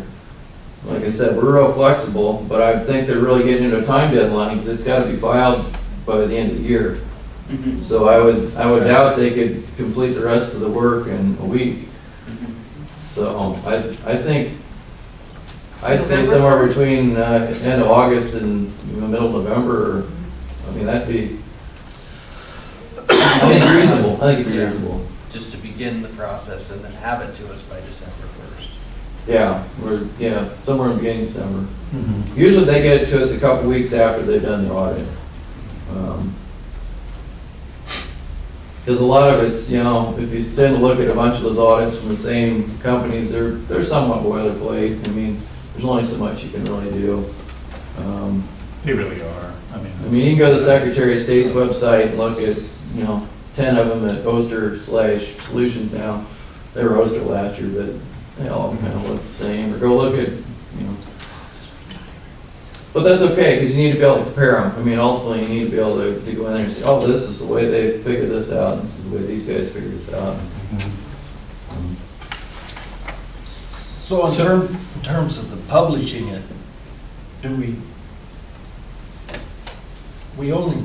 there's only a finite number of these auditing firms, right? Right. And so to let them know Right. is all we really need to do. And Yeah. putting it in the local paper doesn't necessarily make a lot of sense, does it? No, because of the size of this procurement, we don't have to publish. What we can do is, we can send it to a list of, if we come up with a list of 5 to 10 auditors that we want to send it to, then we just send it out to them. Right. And that's it. Yeah, and I think the Secretary of State has an accepted list of auditing firms to be used. So, I think if we chose 5, 7. I mean, one of the reasons we've kept stuck with these guys, because they are, I mean, it's funny it sounds local, even though they're out of John Day, but to us, that's local. So, that's one of the reasons we kind of continued on with them. I would pick 2 from the Hermiston area, pick 2 from Hood River to Dalles area, and maybe 2 from down south or something. Yeah. I'm comfortable with Looks that. good to me. All right, okay, so I think we'll get started with that process, and I think the best way for us to do it is to really take a look at the Secretary of State's and accepted firms, and some that are within, a general portion of the state of Oregon, similar to what we're going to just mention. A couple good ones in the Dalles. Oh, yeah. Friend and Reagan. That's one of them, and Yeah. also On Stop Royal in Cypress. Yeah, I don't know if public, a governmental audit might be different, but. Brendan Reagan, I know, does it. Governmental. Friend and Reagan Onstop does. Okay, so there you go. Yeah. Okay. All right. Thanks, Nathan. Okay. Easy.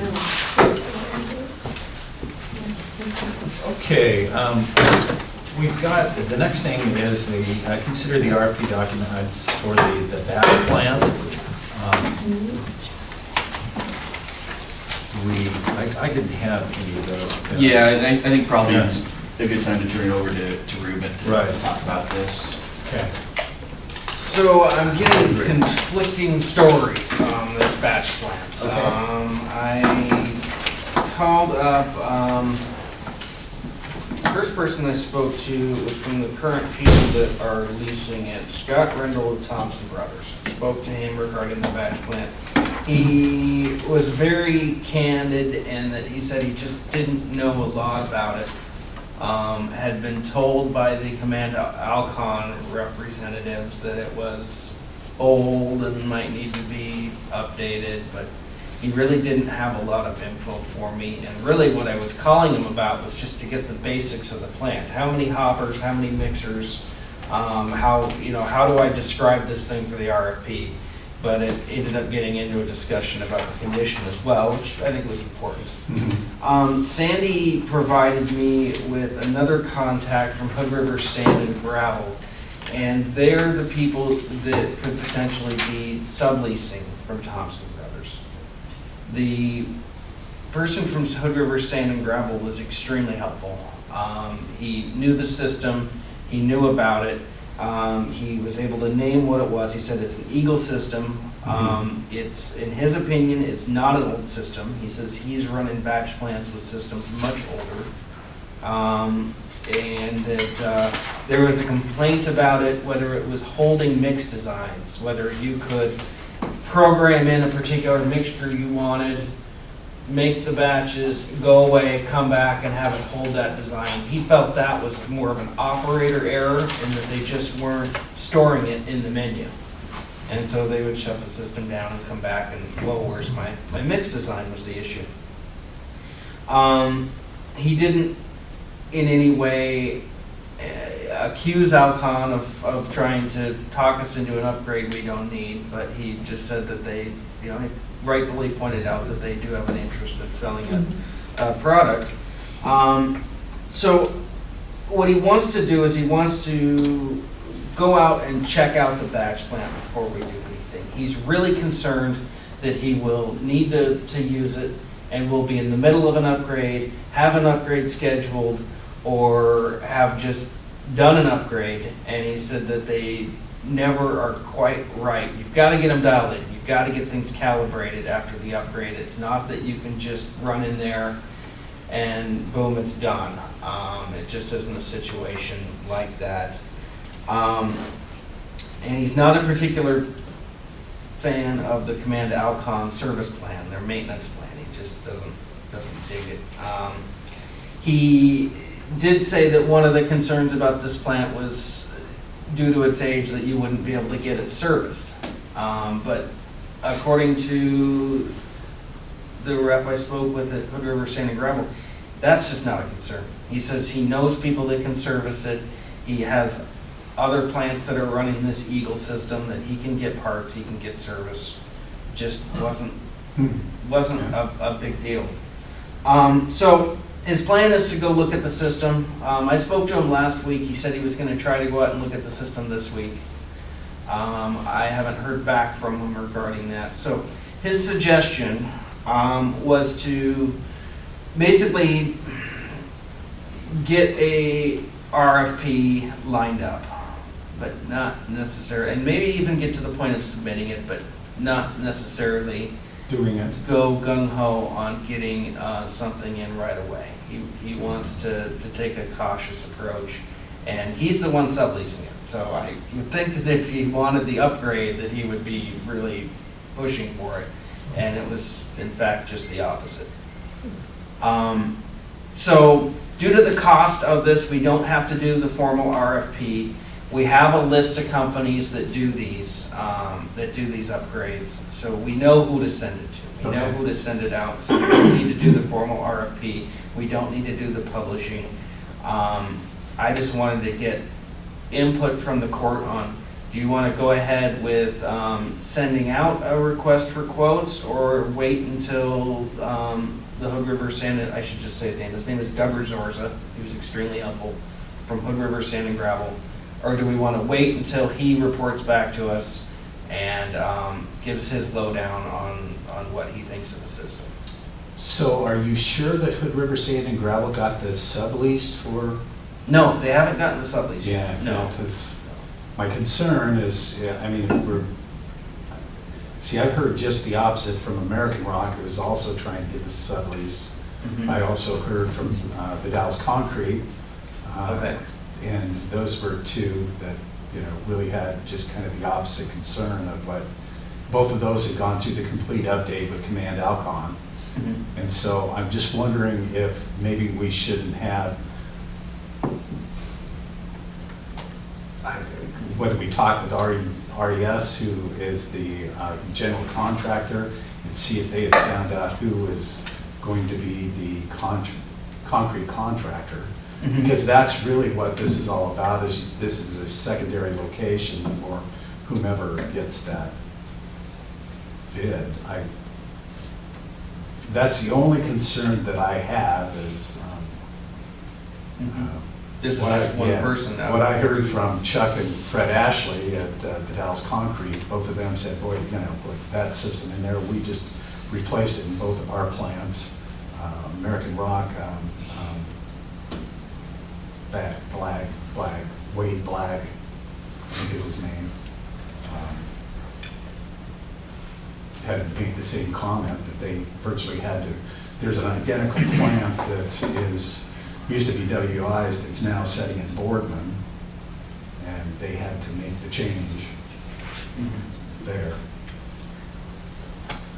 I don't know, I think, if we do this, we better make sure that we cover virtually, I don't know who's gonna end up winning this bid, and RES would probably be the company, maybe I don't have a contact with them. See who they're gonna select.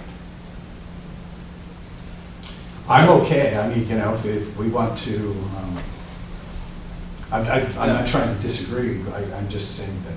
No, These are, yeah, Certainly brought a different picture in. Mhm. yeah, Yeah. they did.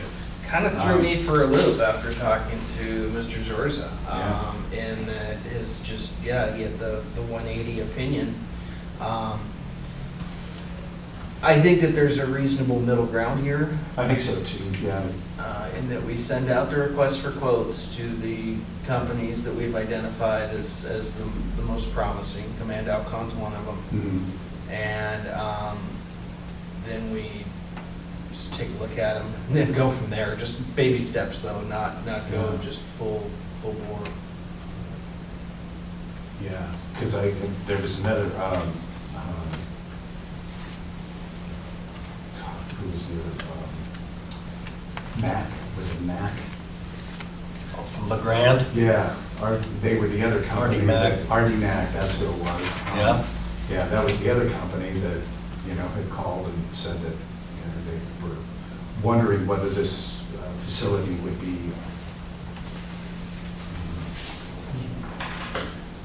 Well, I'm happy to call them. Yeah. Well, I'm just kind of thinking that maybe we, not just Dover, but, maybe somebody, Chuck Ashley, Wade Blag.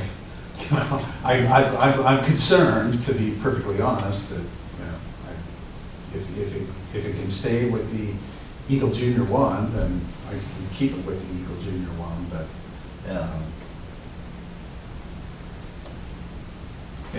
And you met with the guy from With Keithley Electric. Greg Jolson. Greg Jolson. Yeah, and And who's he with?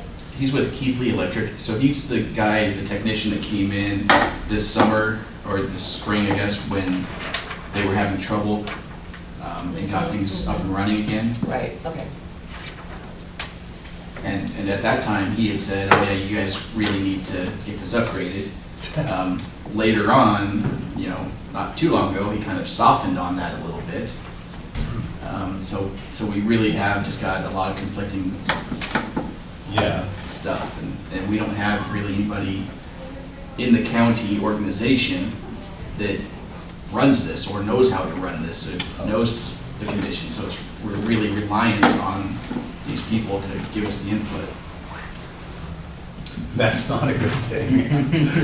But I guess that's sort of a little bit of sour taste in this whole thing is this county ownership and this kind of stuff and leasing it out. I'm really reluctant to ever think about doing anything like that again because of this circumstance and,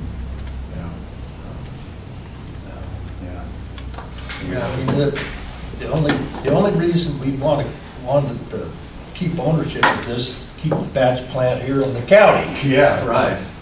And otherwise, it's not something that the county needs to be in the business of.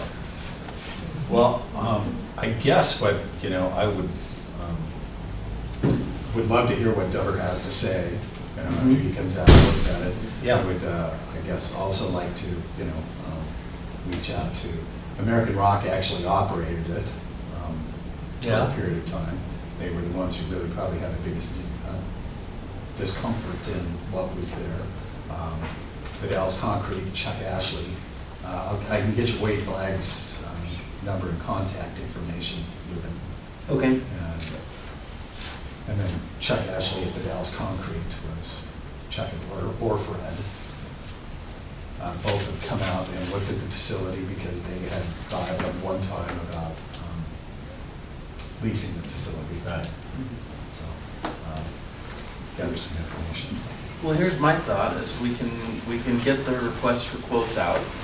That'll take some time to get responses to them. And in the meantime, I can follow up with Dover and call a few of these other contacts and then certainly consider what they have to say if we decide we want to go with one of the quotes that we received.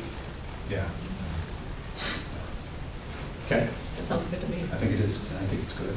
Okay. Yeah, thank you. Okay, real quickly, we've got Resolution 2018-15 to declare two county transportation vehicles as surplus. Let's see, this reported vehicle number 13 has 182,000, number 14 has 144,000. They're both 2013 Toyota Siennas.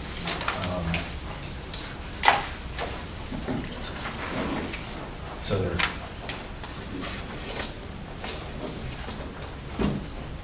These are the two vehicles that Marla replaced last month. And we have this, only way of disposing of these is by sale. That's what we have in there. Yeah. Whether there's any other organizations that, if we already reached out and done that. I didn't have a conversation with Marla about this. This was. Could we have that as part of the resolution then? We could add that. that would not close the door on, you know. Yeah, maybe one of the other, I guess that's kind of part of some of the things Yeah. I'd like to talk Because I know about this afternoon. one point in time, I think, see what, Public Health got a vehicle from us, I believe. Yeah, we ended up giving a vehicle to the childcare. Yeah, right, right. So, I like that option. I like to be able to give. so I move we approve resolution number 2018-15, declaring county vehicles as surplus equipment, as with the addition of the option for giving to other, Needed entities. yeah. Based on our approval, court approval, or? Yeah, I mean, that would be the same as Sure. the sale I too. just Right. make sure that they're clear. Right. That, you know, Right. they need to bring it back to us and. Yeah, because it's not going to go to Joe on the street. Right. And they know that. I know they do, but. But there can be those situations where it gets a little gray. Yeah, yeah. Okay. Do I hear a second? Yes, I second. Okay, so it's been moved and seconded to approve resolution number 2018-15, a resolution declaring county vehicle as surplus equipment, that being two 2013 Toyota Siennas, vehicles number 13 and number 14, and that we offer those to an entity that, with the approval of the court. Yeah. Okay. All right. Any further discussion? Okay, there being none, all those in favor? Aye. Opposed? Okay, so guess we're right in schedule again. We have a request from the Gilliam County Soil and Water Conservation District for wildfire mitigation. They have to get that project. Jordan, thank you. Yeah. Let you introduce yourself. Okay, Jordan Manley with OSU Extension and also an SWC board member. The wildfires this summer, I think, really were an eye-opener for a lot of us because, especially after what happened in Sherman County, there was a death and it's the first fatality that I can ever recall in helping fight wildfire over the years. And the speed with which the fire moved across Sherman County was alarming. And so, lo and behold, we ended up with our own fires here. Fortunately, they were not as wind-driven as intense as the Sherman County fires, but they were nonetheless challenging. And I got a lot of, based on observations during the Stubblefield fire, since I'm a landowner out there, I took vacation time and went out and joined people. And then based on farmer input later, because people were very engaged and very pointing, wanting to look at this and really figure out what can we do differently? How do we become more effective in fighting wildfires in Gilliam County? And so I started making a list of suggestions from people. And then, so it kind of shook out into 4 areas. One being equipment, whether or not we have the appropriate equipment we need to fight wildfire effectively. Communication was another issue because of the cell signal blanks in the area. Personnel was the other issue. We're an older, aging population with less people. And the other was navigation. How do we communicate with each other about where resources need to be moved?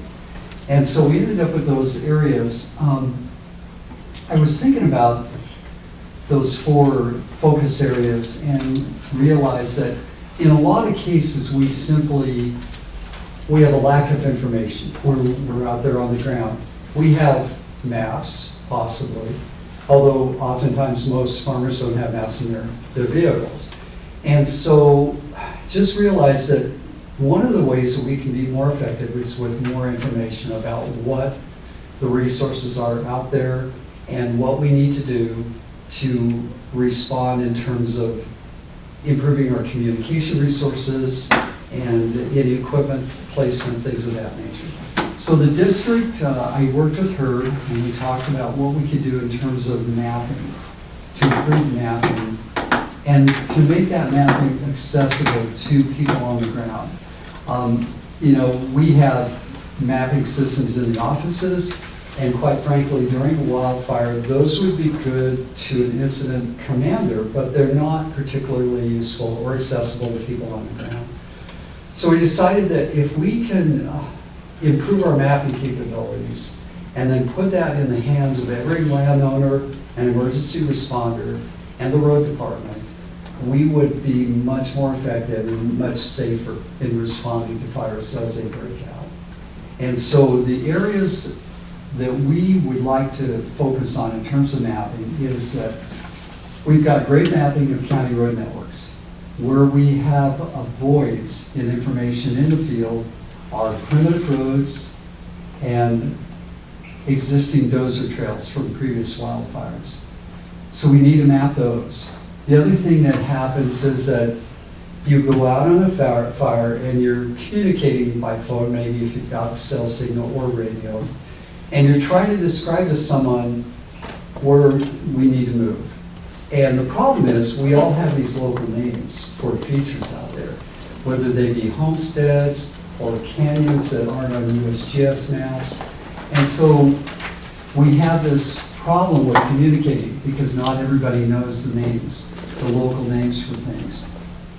So that's one thing we want to do is basically sit down with landowners and find out what these local names are, get them on a map so that everybody in the field during a fire has that geographic information on their phones probably, which we're going to set it up so it doesn't require cell signal. It'll be a database on the phone and maps can actually be brought up.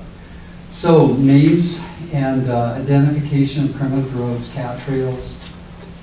We need better mapping of power poles to protect infrastructure. And we're already working with Columbia Basin on that. Mapping of rural structures. Oftentimes crews will come into an area and they don't know what buildings should be saved. And so there's this automatic tendency to try to protect these buildings in a homestead, whereas a landowner may not care about whether the old outhouse burns or whatever. And so we're going to work again with landowners on identifying rural structures that they want saved and ones that they don't care about. And that way we can focus on saving structures that are a priority. And the rest we just won't deal with. Because we have limited resources, we need to concentrate them in the areas they need to be in. The other is sources of water in the field. Right now, we have no mapping of places people can go to refill sprayers or tankers or whatever.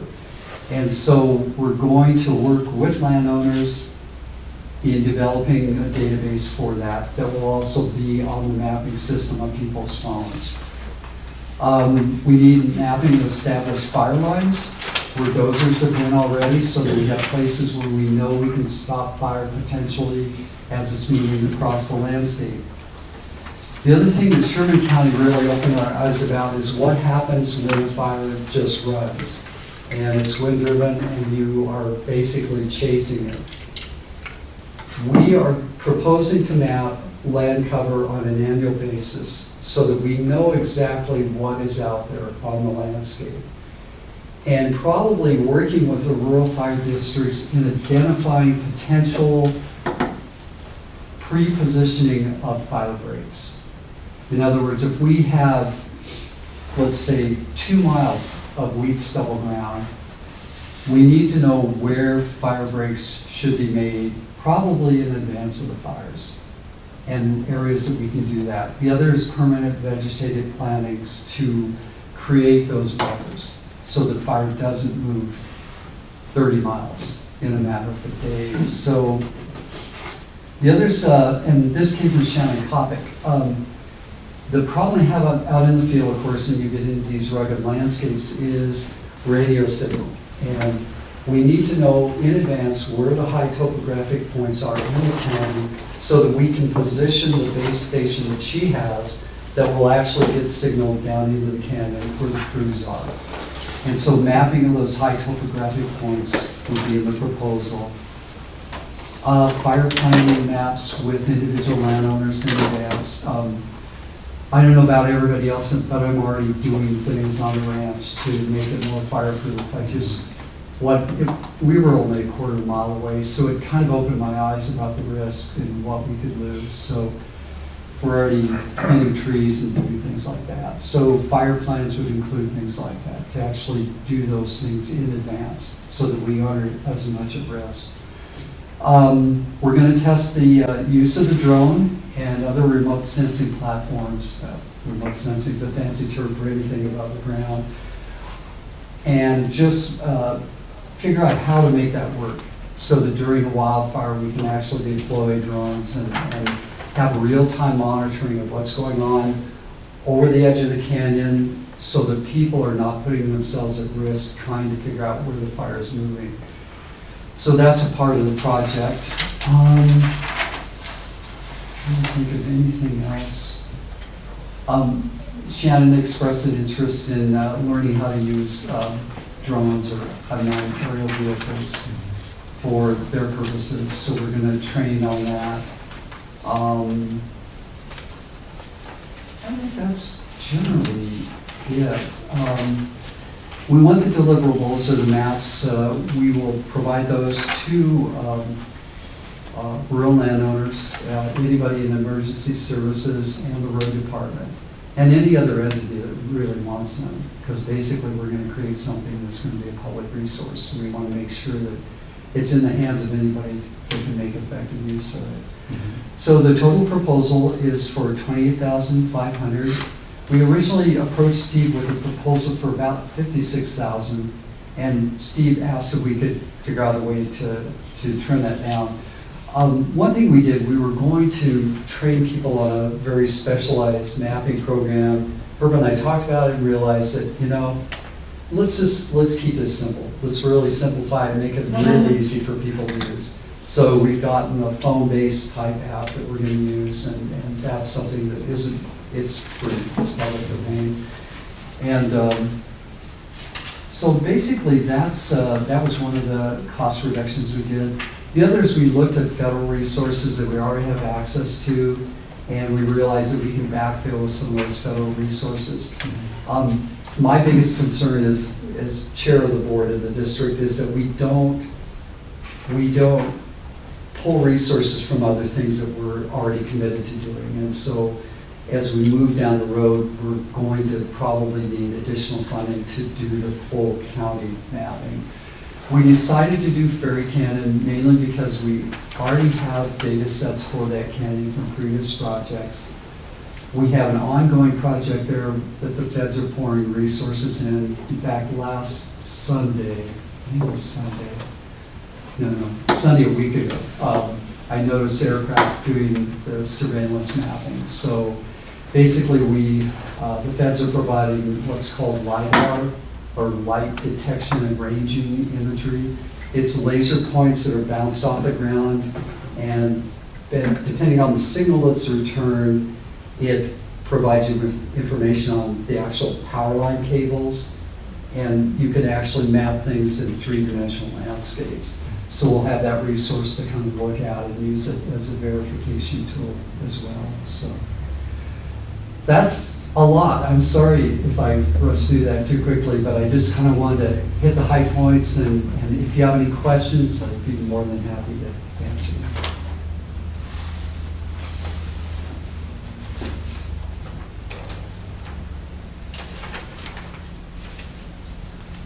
This, again, is kind of a pilot proposal. There's been, the governor's office is quite interested in this. Also, there is a legislative group of,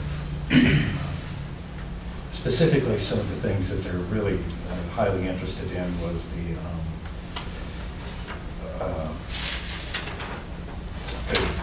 mapping of the land cover to assess, where crops or different types of materials or growth that could be put into that would slow, at least get it to the point where it would the other thing that really was the test of the UAV to developing that, so. But as of now, there's been lots of talk about, helping with funding for us, but haven't seen anything solid yet. I just felt that, initially when we talked about it, I was looking for more additional partners coming in on it, and I think that was what Jordan and Herb had done, was reach out to other partners and developing this fully. Initially, I think there was maybe this SWCD, NRS, and that was about it. Right. And it's grown substantially since then. Yeah, we have resources from the tribes we can use on this Oregon Watershed Enhancement Board, and so, yeah.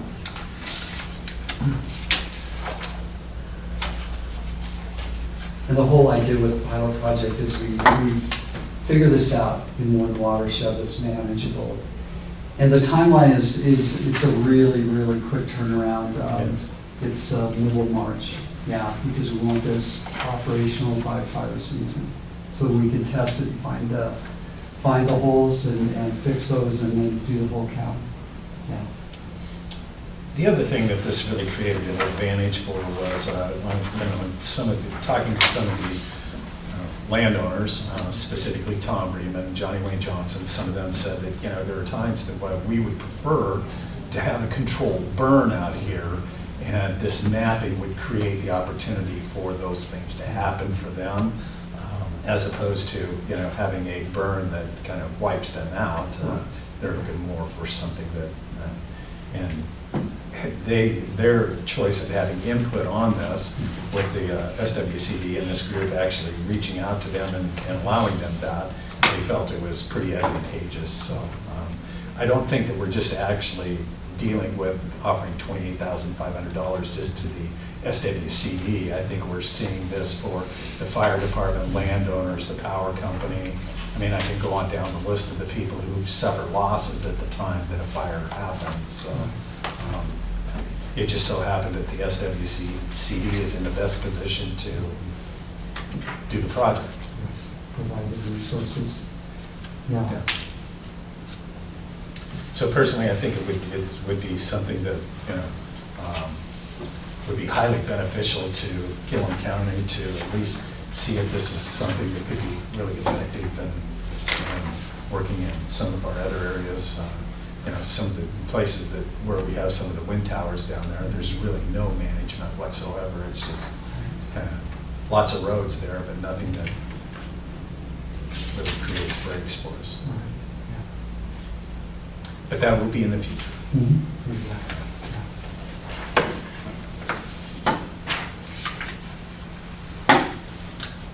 So cat trails, not cow trails? Cat trails, yes. Yeah, and along the lines of those cat trails and those primitive roads, mapping them is not enough. And so what we're going to do with the mapping system, we're going to take it a step further. We are going to, those roads will have a grading system so that we will know before a piece of equipment is to go down into a canyon what the steepness of that road is. And we'll know in advance whether or not something can be actually taken down that road.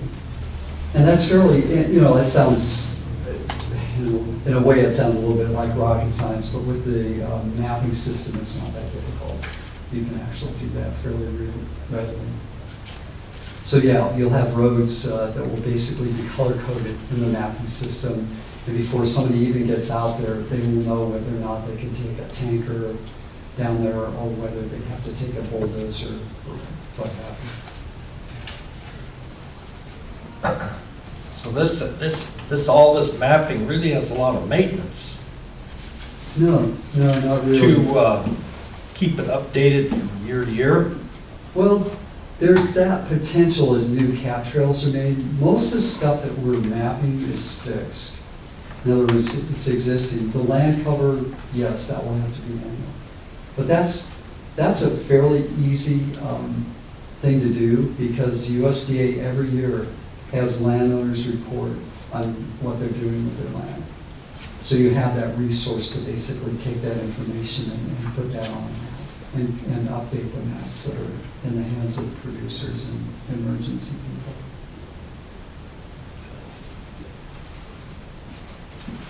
So what, I mean, this is soil conservation service, but where's the fire departments on this? Right, we're working with rural fire. In fact, we've gone through Shannon because she's the person that's available to us. And we worked with Chris Fitz, and in fact, along those lines, I don't want to forget to mention that we're actually having a landowner meeting and emergency services personnel on November 14th. And that's to get this moving, get the ball rolling, and also get additional input from people. Because, you know, even though I've heard from landowners, every situation is unique, and so we want to hear from as many people as possible and get their input. Because the North End fires, I mean, some of those fires are totally different, but I mean, the one originating with the wind tower, just, I don't think anybody ever would have envisioned that happening. It was a surprise. Yeah. So now we have to look at each one of those wind turbines as a potential source of fire. Mhm.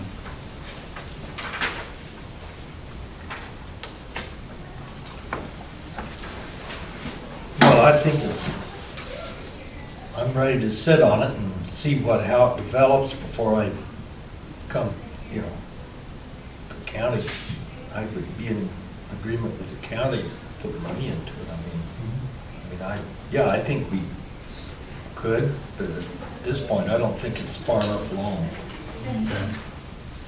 I know that they met today. You guys met today. Again, I think that the group, it's Well, Shannon actually, and Chris Fitzsimmons, or is that yet to come out? that's, I think it's Friday. That's it, Friday. Okay. We'll come back on Monday. Yeah. Well, I know Chris had planned on meeting here and then realized that we were at county courts, and so may have been some adjustments that were made with it. The one thing that I guess I would agree with maybe Commissioner Weiner on is really, I guess, the engagement of the landowners and, you know, having them at the table, and it might be, I guess, helpful for us. I mean, you know where I'm at with this. Maybe for these two to have a list of landowners that would be in favor of something like this that could be brought here too. I see this as being something, again, in my conversations with them, and most recently Johnny Wayne, John W. Johnson, last Friday, you know, his wish that, you know, this went on through. But I think he was coming more as a representative, not only as a landowner and getting the opportunity to have controlled burns, but also as a representative of the Rural Fire Protection District. So maybe if we got a list of those people, Jordan, it would make it easier. Again, for me, you two, I've been sort of involved with this from the time that we've been dealing with the recovery issues and how we're going to fight, you know, fires in the future, dealing with the governor's office and the rural wildland firefighting group that legislators. You said something earlier that I have a question about. Sure. Something about the possibility of more funding needed later. Right. What do you right. anticipate that to look like?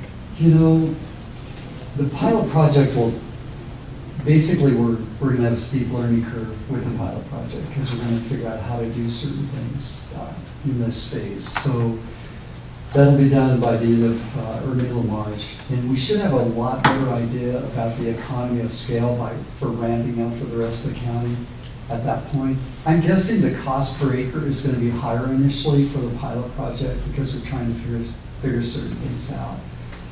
My anticipation is that the follow-on to do the rest of the county should be at a lower cost per acre. That's what I would anticipate. But I wouldn't even guess what it could be. I just don't have any idea, Leslie. We'll know once we actually, you know, work through this first watershed and figure out. And how big is the area of the? I was afraid you were going to ask me that. Yeah, it's Berry Canyon. Well, let's give an example. Okay, when you're driving out of town here, Leslie, and you come to, there's a, well, you probably don't travel this road very often. Just past the You wind do. tower, Yeah, the office. Yeah, that But she office, doesn't go towards Wasco, she heads towards Arlington. So I'm gonna do this, I'm gonna say that you would start right at maybe the edge of the city limits here and get to, it's 5 miles out. is it 5? Yeah. I was thinking. Get that- past Sea Creek first. Let me give you guys a copy of the actual burn map, because that shows the area that burned, and we know that that's roughly 54,000 acres? Yeah, for the rest, yeah. You did, So the way I look at it, Jordan, is if I went by Potter's Shop there, that would be about the beginning of the Fair Canyon area. Mhm. If you Right. got out to the mountain identifier and you were standing there and looking south, Mhm. you would be looking down into the basin area, and that's where, they were fighting fires there, which would be the far north end of what you're looking at here. So Yeah. mileage-wise, I would say, it's like driving from the city of Condon to Gwendolen, and a whole lot of things off to the left. I'm just gonna make a guess based upon the amount of area burned and the knowledge of where those watershed boundaries are outside of that. And I would say the watershed is at least probably 120,000 acres. Yeah. Yeah, yeah, that's just off the cuff and just looking at this. I was gonna try to get that increase number this morning, I didn't. So, Yeah. yeah, so roughly 120,000 acres, yes.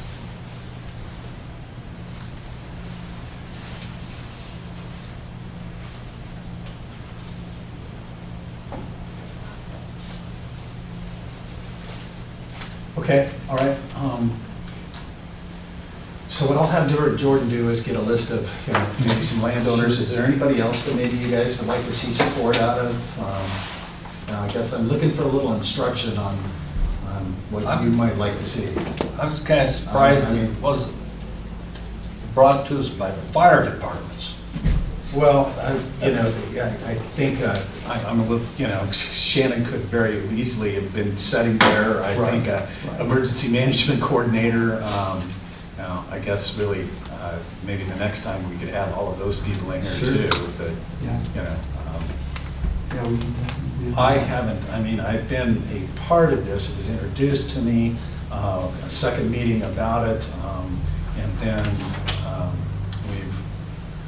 I know that they've met on quite a few different occasions in developing something a little bit beyond this. And I'm just hoping that we're able to prove it out and that it works really well, because then I think we can get some adjustments that happen within the state fire marshal's office that encourages more of this in the beginning of the year or prior to, as we go into recovery situations, this is considered, and then, lower the cost of having a whole lot of people coming out here and sitting around watching buildings.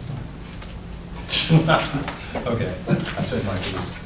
All right, thanks, Jordan. You bet, thank you very Hey, much. Jordan, do you have an extra copy of Oh, that? yeah, absolutely. Before we go to lunch, break for lunch, you two, I'm gonna try and take care of a couple of quick things Oh, here. cool. Sounds good. 2 minutes. I'm gonna take 3. I'd like to drop down to item 2.6, which is it's declaring that one of the sheriff's vehicles as surplus equipment. And Is this the one from the city? Yes, it this is is. the one from the city, yes. So I assume we may want to handle this in the same way that we handled the 2 vehicles from transportation. Right. See if there's somebody that we offered it to. So I guess I'd entertain a motion to, I move we approve resolution number 2018-16, declaring this Ford Crown Vic as surplus, and to be disposed of by sale, sealed bids, or public auction, and also add the stipulation of the possibility of a donation to, Okay. you know, Second. appropriate facility. Okay, so it's been moved and seconded to approve resolution number 2018-16, a resolution declaring county vehicle 2009 Crown Victoria, Vic, as surplus of equipment. And that if we follow the surplus vehicle to be disposed of as by sale or sealed bids or public auction or in donation form as approved by the county court. Okay? Yep. All right. And this, the city gave this to the county? So when the county sheriff's office took over policing duties for the Yeah. city, they got 2 vehicles. They got this one and a Chevy Trailblazer. The sheriff wants to keep the Trailblazer as a backup 4-wheel drive, but has no need of the Crown Vic. Okay. All those in favor? Aye. Opposed? Okay. All right, I'm gonna go one more thing really quick here.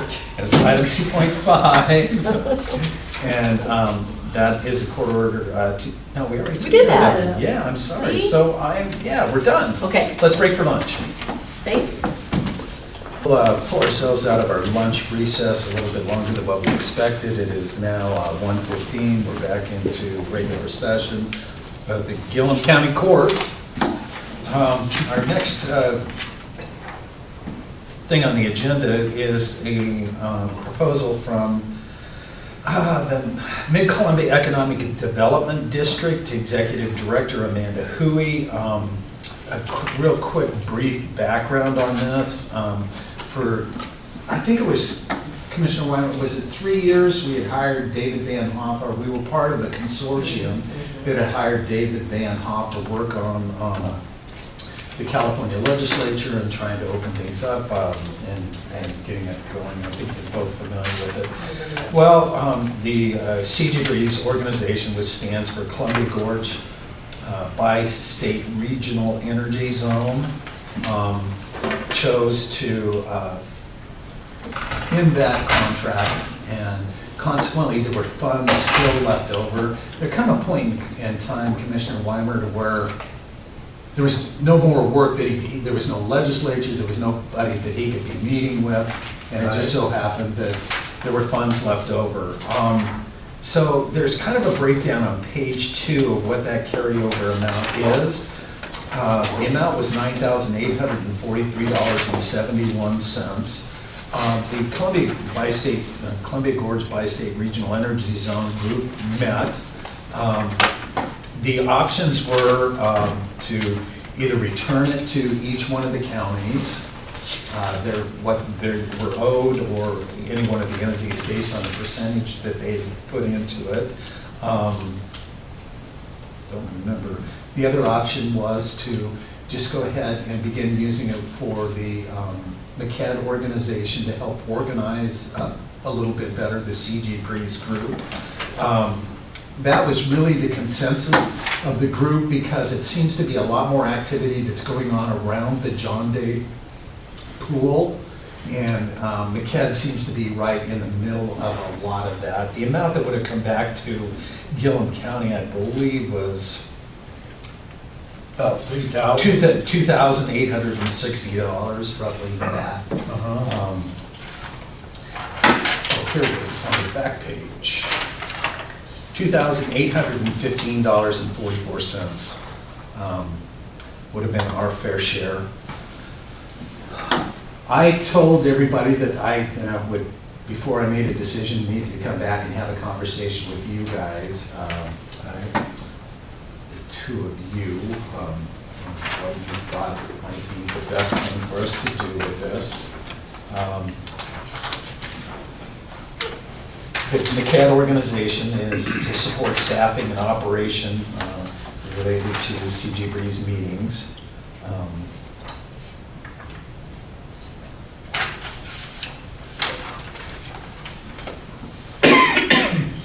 So I'm a little, wasn't quite following this option 1, but you were saying they no longer exist?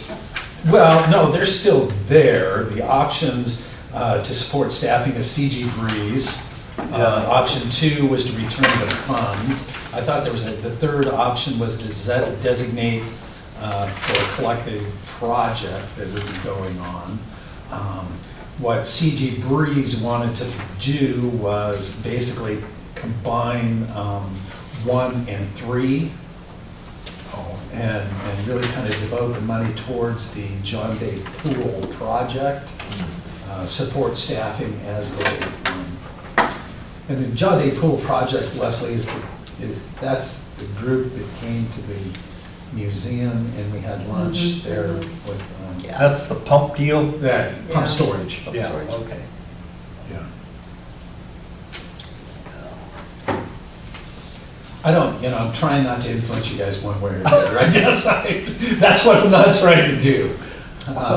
Yeah, because, we can, 2,800 and Yeah. Well, $50 too. I mean, the pump storage deal's still floating. It's moving much better than what I ever thought it would. Actually, there's quite a bit of support that is coming from congressional.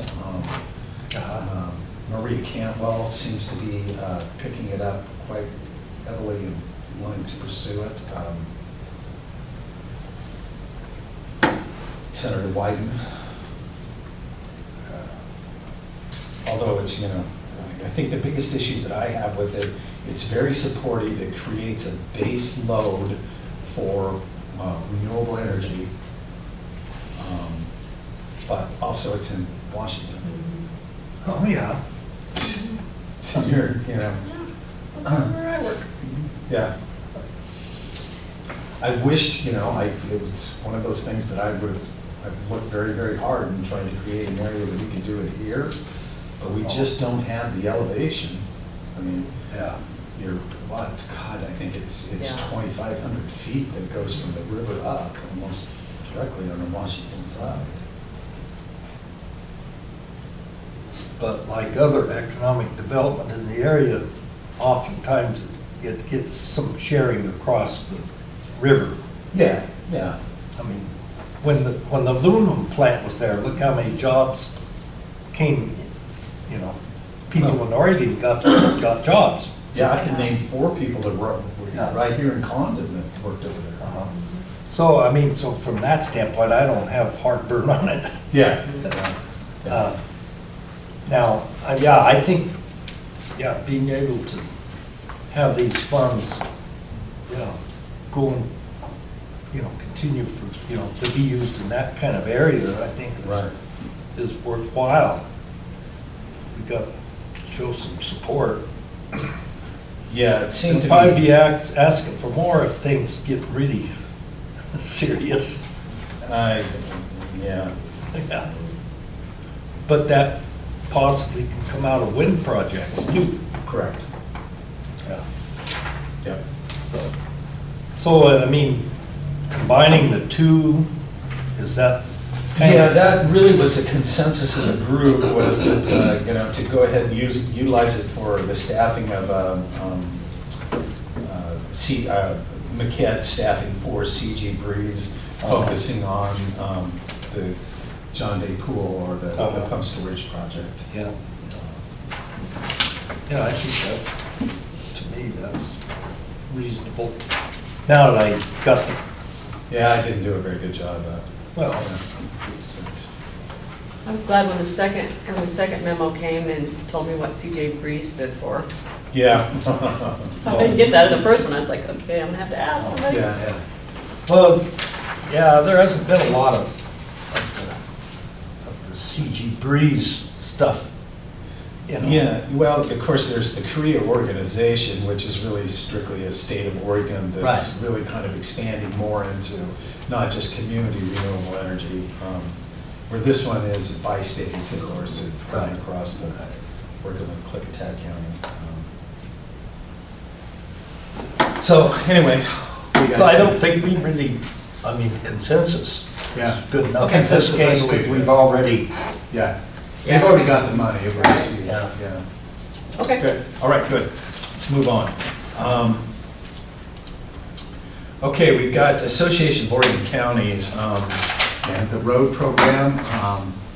So real quickly, I'll go over it. Basically, general fund at AOC ended up borrowing from the county roads program between maybe inadequate accounting and definitely an accounting system going from one to another. This use of funds, there was never a payback program that was put together. And so now what Association of Oregon Counties is proposing is that a payback program, let me start, Association of Oregon Counties right now within their budget has set it up for general fund to pay back county roads program each and every year over a 10-year period of time. What has been proposed by a lot of the counties is to get this taken care of right away by going to each one of the counties, asking for a membership dues or a payment, utilizing the membership dues formula. This could be done, our amount was, well, I'm gonna say $6,000 something? $6,074.69. There it is. And we can pay it off over a 10-year period of time by giving $670.74 or make a one-time payment. Again, this is not a whole lot that we had involved with, but we are part of the Association of Oregon Counties. We are a member. We're fairly active. And after going through the entire accounting audit, with Moss Adams come in and did a complete audit on the organizations. They were the ones that determined exactly what that amount was going to be. And general fund definitely owes county roads program. So is this, one thing I wasn't clear about on this, is this like a all for one for, I mean, is everybody? No, you're going Or to have your can choice. some counties do it and then other counties decide they don't want to? Or is it like everybody's got to do it? My understanding is everybody's going to end up with this 10-year fee, I guess. I don't know. I see what you're asking now. Is it a Well, I guess majority vote deal that then everybody has to do it, or? That's, I don't know. That's a really good question. I guess I think everybody, the way I understood it was everybody was going to end up owing this. Oh, I didn't understand it that way. I thought Okay. this was like the counties were deciding if they would Do it. do it. And you could very well be, it's. I mean, because what if the counties just says no? Yeah. We don't want to. I think if the county ends up saying no, Mm-hmm. then that would just be, our membership dues that we pay every year would probably be used towards whatever that principle is that got by the counties that did. That doesn't seem like the right way to go. Yeah, that's a really good, And because Leslie was there during the presentation, and it was really kind of. I mean, our repayment is not very big. Oh, no. So, Yeah, well, but Multnomah some of County, them, Multnomah County is $147,000.69. yeah. But also, there's Jessica Baker-Peterson. I talked with her, and she said, that for us to be able to pay that, it's not going to be that big a deal. It's pretty small. And then you got then you do the 35 county deal. Right. With Jackson County out. Yeah, and I think there's a lot of pressure that's going back towards Jackson County that they had actually received a lot of the benefits that went on, and that they feel that they actually do owe that. But they have walked away from membership within the organization. So. Again? Yeah. Because they've been in and out. Yeah. Well, they're out now. They're out again. They're out again, Oh, okay. yeah. Because they have been while you've been here, right? They've been in while I was here. Yeah, but I remember when they walked out too. Right, So right. this is the second time. Yeah, yeah, I remember when they walked out the second time. Okay, yeah, Yeah. yeah. Gee, 2 years ago. yeah, but, yeah, they still really owe. Yeah, they do, because really, Yeah. they were part of the county roads program. So are we just so what are we deciding, whether or Well, not we want to do it in a one-time payment, or? Whether we're gonna do a one-time payment, whether, Or I over guess, 10 years? two things. Well- Do we wanna do it, and do we want it to be a one-time payment? I'd say first off, yeah, Yeah. do it. Yeah. And then whether it's one time or not, that's, Right. Well, I think, we I mean, use we them- can do it right now, Yeah, I'm sure. yeah. I'm not sure what fund I'll do, because. Put it in next year's budget, right? Well, yeah, that Maybe probably do, would be, yeah. yeah. Could do do it. I mean, I don't. 670 now, and then next year pay off the balance. Yeah, yeah. Right. I just did not know where to, pull the funds from, but you're right, it would, Yeah. it should be something budgeted. And has the Oasis kind of pushed this too? I believe they have, yeah.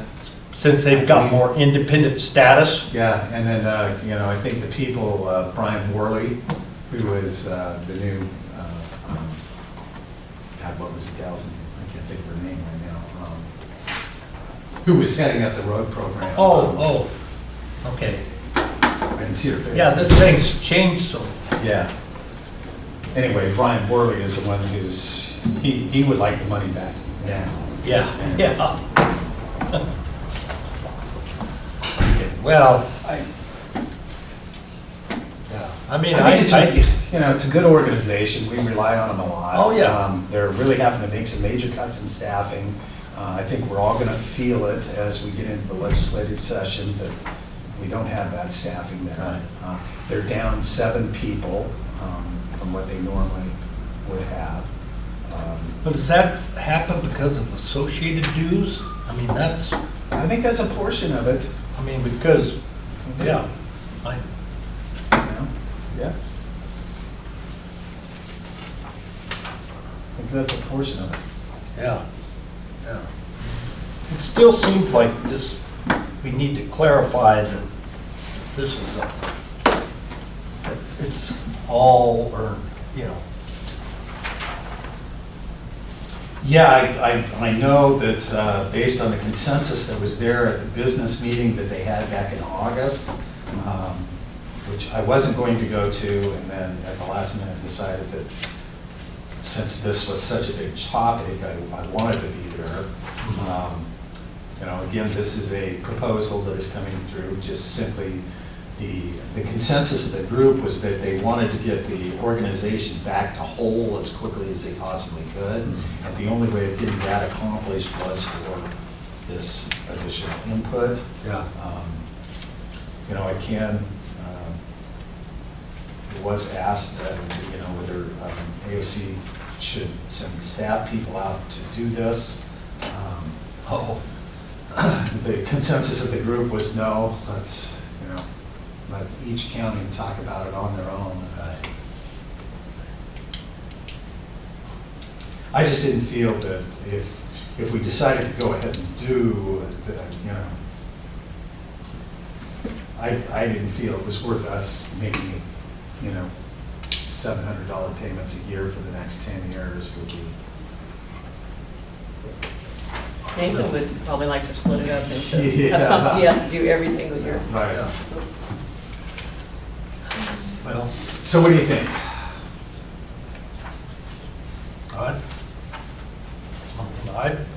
I'm in for it. Yeah, Okay, I all yeah, I right. think we need to do it. All right, but- that's what I'll do, is I'll carry that message. Yeah. I will carry the message of what, not everybody's on board, how we're gonna deal with that. Right. We'll move on from there. Okay, all right. Okay.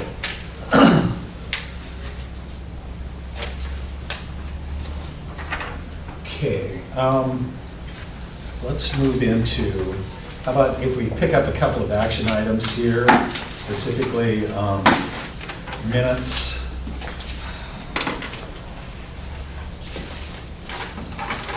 And I really want to kind of take care of the sheriff's vehicle purchase thing that we had. Why don't we'll go with that one.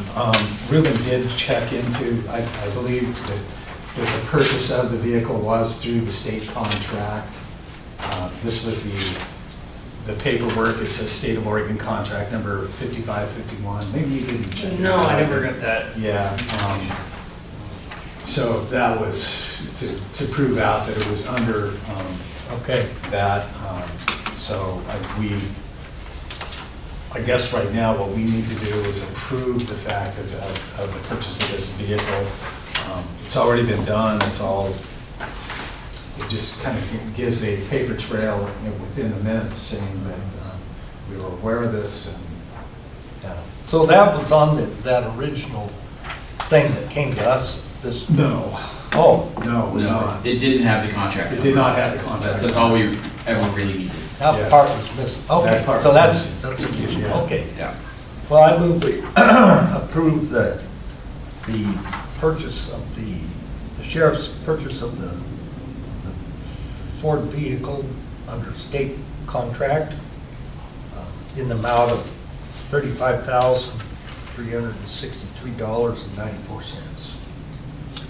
I'll second. It's been moved and seconded to approve the Gilliam County Sheriff purchase of the F-150 Ford F-150 Super Crew Police Responder 4x4, since it's all there, under the state contract number 5551 in the amount of $35,363.94. Any further? Nothing further? Okay. All those in favor? Aye. Aye. Opposed? Sorry about writing that one out. Okay, let's talk about minutes. And we get to pay the vehicle privilege tax too. I didn't notice that. What tax is that? That's the new deal under the transportation package. Oh, okay, Yeah. okay. Okay. There were so many of those things under the new transportation package. Yep. So we have the public hearing. It was done on the 26th. Yes. Okay. I have comments. Okay. Well, one thing I was wondering about is that I think on the agenda as it was posted, I mean, I think this is a special session. I don't know that I would put up at the top that, public hearing. I mean, I think this meeting was just a special session, special meeting. And the agenda was public hearing. Well, I think at the top, I mean, I think it called this though. I didn't look at it recently. But I looked at it before the last time and I think that the minutes should say that this was a special session or whatever we call it when we have a special Right. meeting. Right. No page, I didn't notice this before, but there is a page number, so I was having a little trouble going between the two because one was double-sided and the other one's not. Oh, Okay, but on page 2, when it talks about the staff report and Dan Meter begins speaking, it says in here that it was an administrative action that requires public input. But what he said was that it was an administrative action where no public input was required. So that just needs to be fixed because he said no, you don't have to have public input. On page 4, halfway through, it said that Judge Schaefer asked the commissioners if they had further questions. No questions were presented. And then it says there was no further public testimony, but I would put comment. There was no further public comment because we weren't taking testimony at this meeting. It was just public comment. Okay. And then, I'm sorry, where was that at? I'm sorry, halfway down the page, I don't know what page we're on. couple of paragraphs above All the right. motion. You see it? Yeah. Okay, and then on the very last page, and this is one of those deals where I think this is what was said, but it's just not correct, so I don't know if you want to I don't know how you correct those. I don't know if you just correct those in future minutes or what, but it says that it was announced that the ordinance will be addressed in a public hearing at the court's regular meeting on October 17th. The time of the hearing would be announced, but, and I'm sorry, I didn't catch that at the meeting. But, you know, of course, we didn't have to have another hearing. So, but this probably what was said. But I don't know if you then say in these minutes that, oops, that was a mistake, or, Well, I think we go back to the video, and if the video oh yeah, I did. shows that it's different from what's written in the minutes, that's where we correct it, right? Okay, Yeah. so if there's something incorrect in the minutes, but that is what was said, you don't even mention that in future minutes, that, ooh, well, that was a mistake, but that is what we said, so. No, we correct it now. That's Yeah, what we're now doing would right be- now, is so if there's something in the video that's different from what was. No, The no. video is no. the same, the video is the So, same. Yeah. This is what was said, but it was incorrect. Yes. Right, and that's where I That's my said question. public hearing, and it should not have been public hearing, that with So, the. so what do you do? Do you do adoption anything, of it. or? I think we're making a record of it right now. Okay, Yeah, we are, thank you. okay, that's a good point. I thought you already, I did, but now we're officially talking about it. oh, okay. That was last time. Okay. Okay, and then it says at the very end, it says Judge Shaver closed the public hearing at 10:45, and I think you just say close the meeting, because I think we'd already gotten out of the public hearing portion earlier in the minutes. Right. Yeah, That's so it was correct, actually close the Yeah, close the special meeting. session, whatever it is that you want to call it. Yeah, that's it. Yeah, yeah, So we know That's for it. sure that that was actually said? Yes, Okay. yes. I did, Okay. I did. Good job. Thanks. Okay, can we approve these Yes. as corrected? Yes. Okay, let's, Yes, I so moved. I'll second. it's been moved and seconded to approve the, the minutes of the special session and public hearing on September 26, 2018. Discussion? Being none, we've already had it. All those in favor? Aye. Aye. Opposed? Okay, good. Let's go to October 3rd.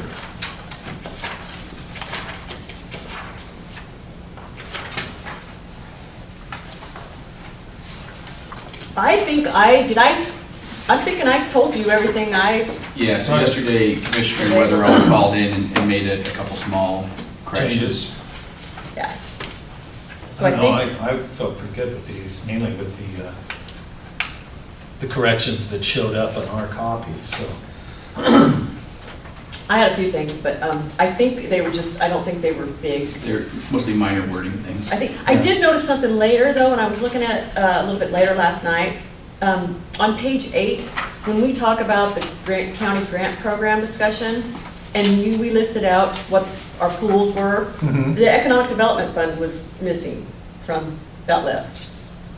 So the Economic Development Fund, Grant Matching Funds, Port of Arlington Pioneer CDC is, I think, on the list, at least on the list that was on the bullet points for the discussion starters, had Economic Development Fund listed as like the 4th thing.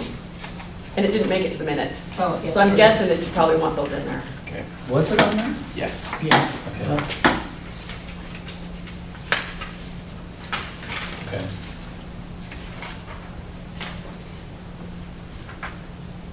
Did you, so,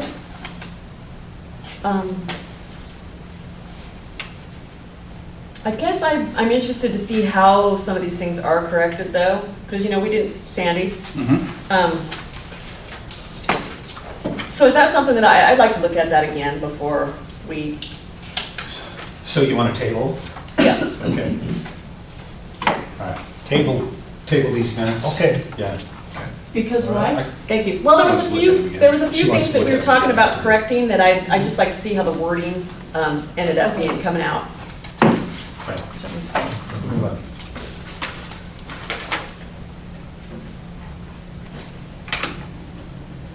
Okay, let's, what if we pick up on another action item, item 2.4, which is the intergovernmental agreement with the city of Condon for project management services.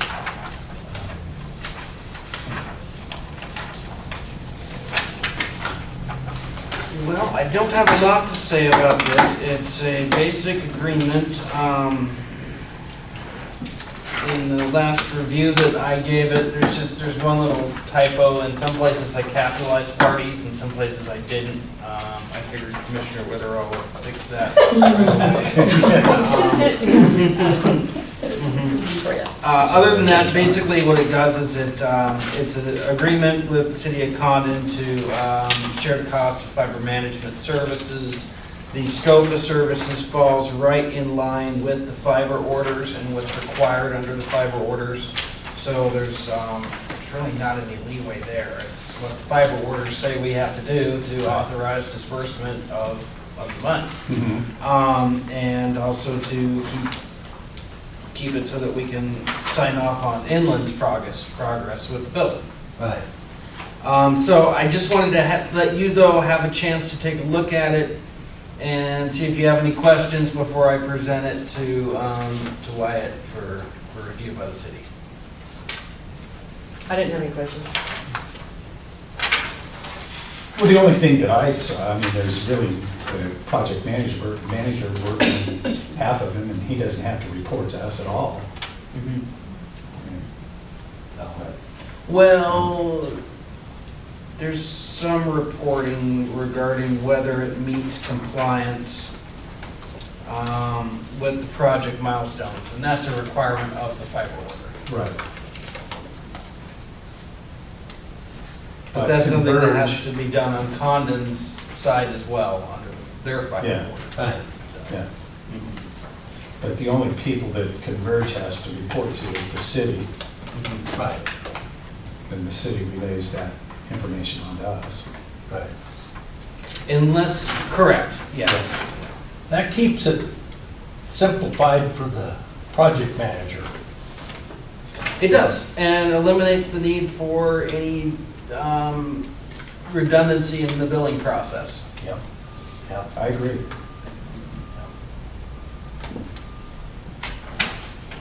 All right, well, I will present it to Mr. Bone then. Yeah. And go from there. Thanks. All right. Do we need to have a motion to approve this, or wait until, okay. No, we Okay. can, we'll Yeah, get it all right. to Mr. Bone and see if he has any changes first. Yep. Easy peasy. Let's hope this one works.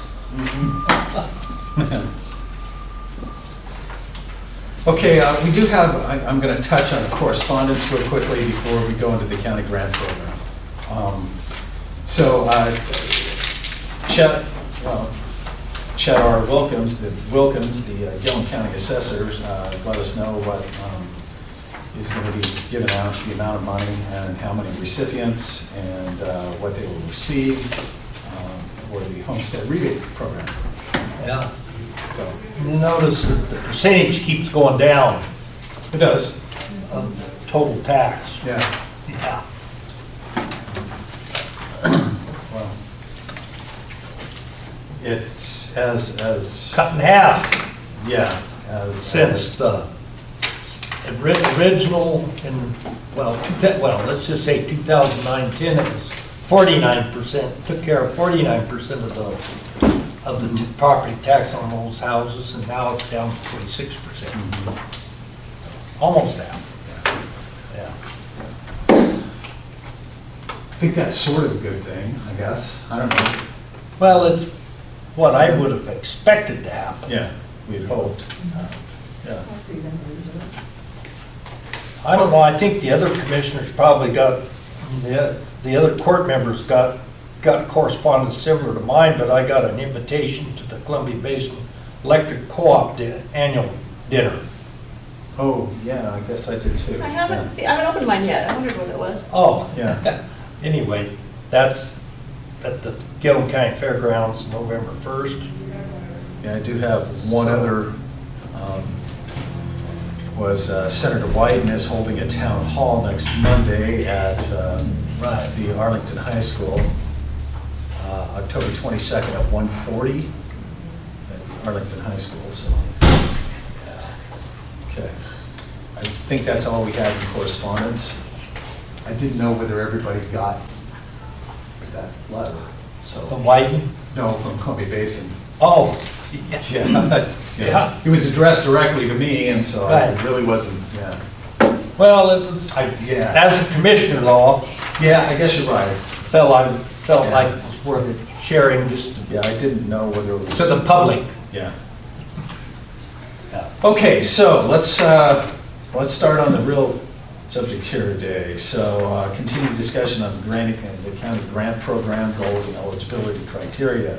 So we got put off base the other day when it really was, how does it match up to our strategic plan? Our strategic plan on economic development would be something that is taken care of after we figure out how we're going to split some of these funds. Now, I'm going to come out with, for instance, the port here. I heard a lot of discussion about giving the port money. You know, these are tax dollars that we receive in the SIP, and I think I've already said this, and I'll say it again really loud. The county made a decision to give a tax break to an entity so they would come in here and set up. That decision effectively said that the money would now come to the county government as opposed to being split out to the taxing districts. With that, to make ourselves whole, really, in any SIP, it's just the first it's the first 25 million that is taxed, which is $500,000, which gets split. Then there's a negotiation of what is known as the other fees. And when that's calculated out, that tries to bring us back to pretty close to being whole for what the taxes that would have been paid had we not done the SIP agreement. That's the community service fee. No, the community service fee is something different. That's what the state of Oregon says has to be paid. That's above the 25 million. Right. So, no, that's, Yeah, it is. yes, you're right. So we've got the SIP agreement says that the first, you have the community service fee, $500K. Then you have the Well, that 25 depends on- million. That depends on the particular 25 million of project, doesn't first value. What's that? it? The community service fee isn't set just at 500,000 rigid, is it, for every project? Well, anything that's, what is it, Mike? It's $100 million or something. It has to be valued over $100 million. Uh-huh. And then that kicks in. Okay. Yeah. So you pay taxes on the first 25 million.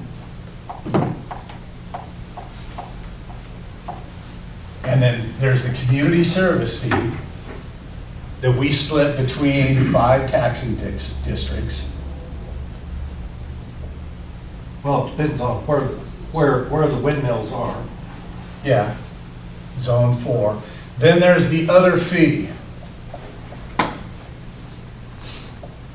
And what was set up, and Tom McCoy was that's horrible penmanship right there. What we tried to do was take, if this is a $500 million project, and all they're going to be paying is taxes on the first 25 million and this 500,000, which was probably about, I think I run the numbers once before, which shorted us about $1.9 million.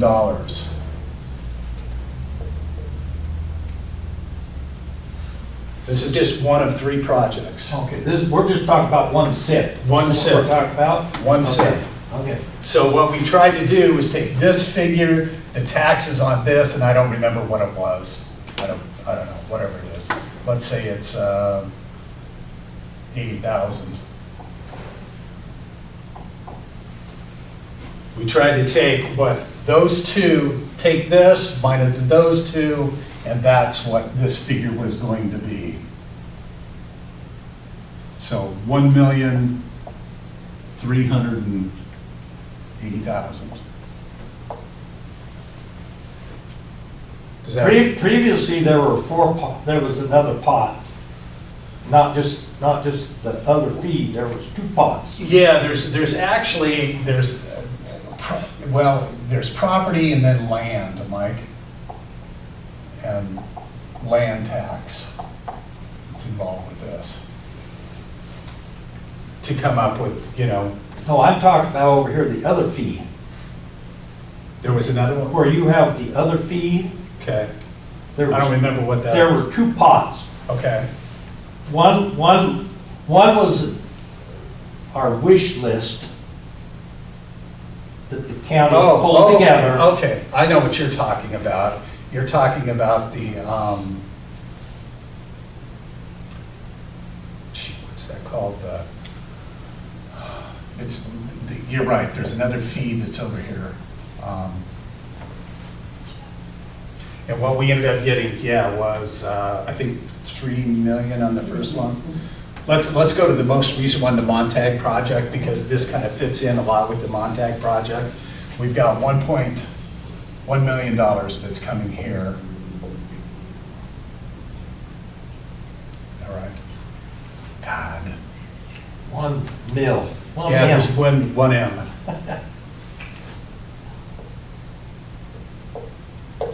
It's been so long since I've done this. This is called as soon as they commence operation, we get $1 million from them. And it's $200,000 a year for the next 5 years after that. For a total of $2 million that comes in. And I keep wanting to call it a user fee, but that's not what it is. And then there'll be $200K each year afterwards. For 5. Initially, what they told us is we needed to have special projects that we were going to do. Okay. One of them was like the county library. Right. Yeah, but by the time we got the money, we had already got the library done. Oh, yeah, I mean, it wasn't anything set in stone. No. And now, what I had told, this $1 million was what I had told Montag we were going to use for the fiber project. And to carry that message back to Apple, because Apple was buying the power from the Montag project, and I wanted them to help us out with the fiber coming in. I don't remember what the fee's called. Don't really. What I'm talking about is this $1,380,000. To me, the goal of getting the county back whole again was to take care of all the taxing districts that weren't getting a piece of that. Part of this right here, the county gets 68% of it, so it's $340,000. We take half of that, 340, 170 of it, and split it, divided by 2 for the cities, for the 2 cities, Arlington and Condon. So each one of the cities, because we've got 3 SIPs, get about $170,000 each year. So we could have a better understanding of this. Why I think a big portion is the very first thing that we need to do before we worry about our strategic plan and economic development, strategic plan on economic development, we need to decide what we're going to do with these taxing districts. What if we took this fund, instead of giving it to the cities, we give it to the schools?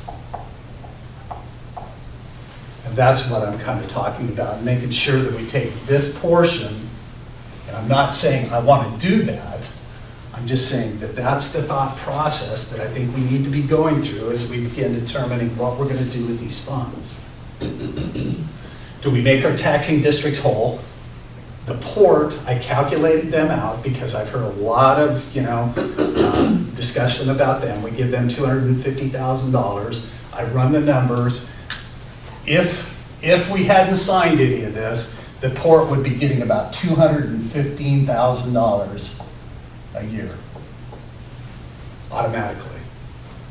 That's coming out of normal taxes, the way taxes would be paid. So right away, they give that up. The county made the decision when we decided to go with the SIP, the port lost this. So did the cemetery district, so did the health district, so did the rural fire protection district. But it's all in zone 4.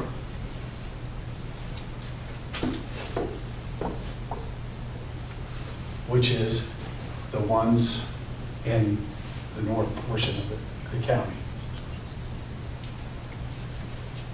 So I guess what I'm saying is, do we worry about getting the tax dollars out? And that's probably going to leave us with, I'm going to say it's probably going to gobble up about 1/3 of that figure. Maybe a little bit more.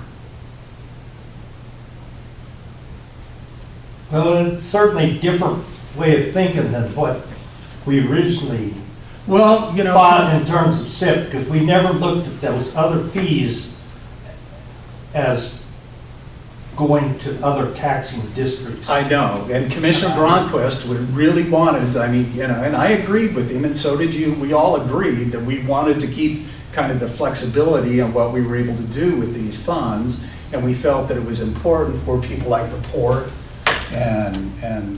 or at least a couple of us did, that we knew what it was that they were going to do with the dollars. But again, it's hard, and it's not so much thinking about what projects we want to have accomplished around. It's what do we want to do here? Do we want to? It's just an example. The North Gilliam County Health District gets about $500,000 a year. The South gets $80,000. So what now? The North Gilliam County Health District gets about $500,000 a year. The South Gilliam County Health District gets about $80,000 a year in tax revenue. Right. So do we have an obligation, to help out the South? It's technically, they wouldn't have gotten any of this money had we not signed the SIP. So these are the things that I keep going back and forth on, and not really knowing how we do this. When we broke down and handing out these district, or the places that we give the funds to, I tried to pick out the taxing districts to send letters to first, and then I began thinking, okay, what are the other nonprofit organizations that we really feel are important? Daycares is one of the first one to come to me. And because they wouldn't have gotten any of this,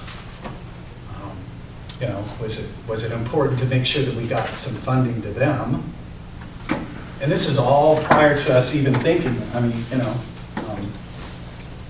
who did I pick out here?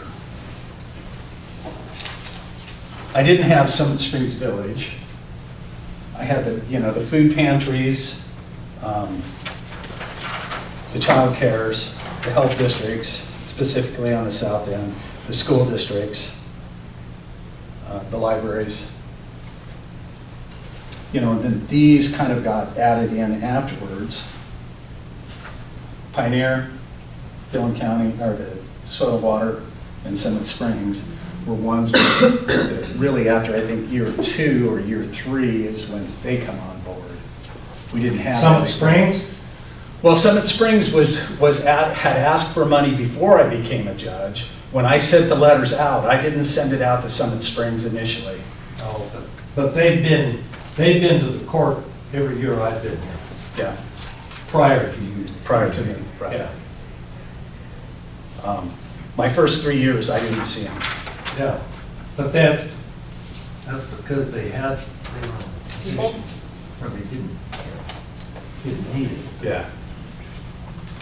So I guess I really, what I'm hoping to be able to accomplish here is, who do we want Yeah, I mean, it's away from economic development, it's away from our strategic plan. I disagree right there. Well, I mean, yeah, I mean, if it isn't part of our strategic plan, it doesn't make much sense, you know.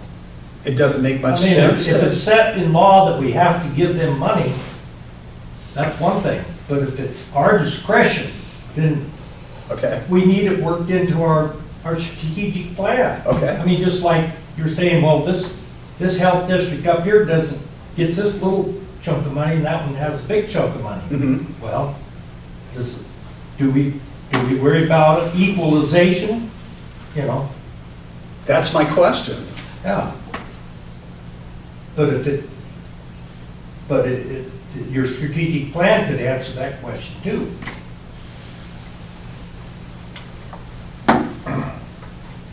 Okay, I don't see where it would. Well,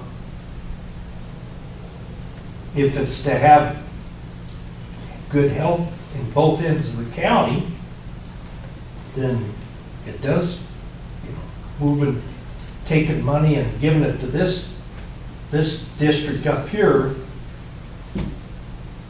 is what you're trying to decide here.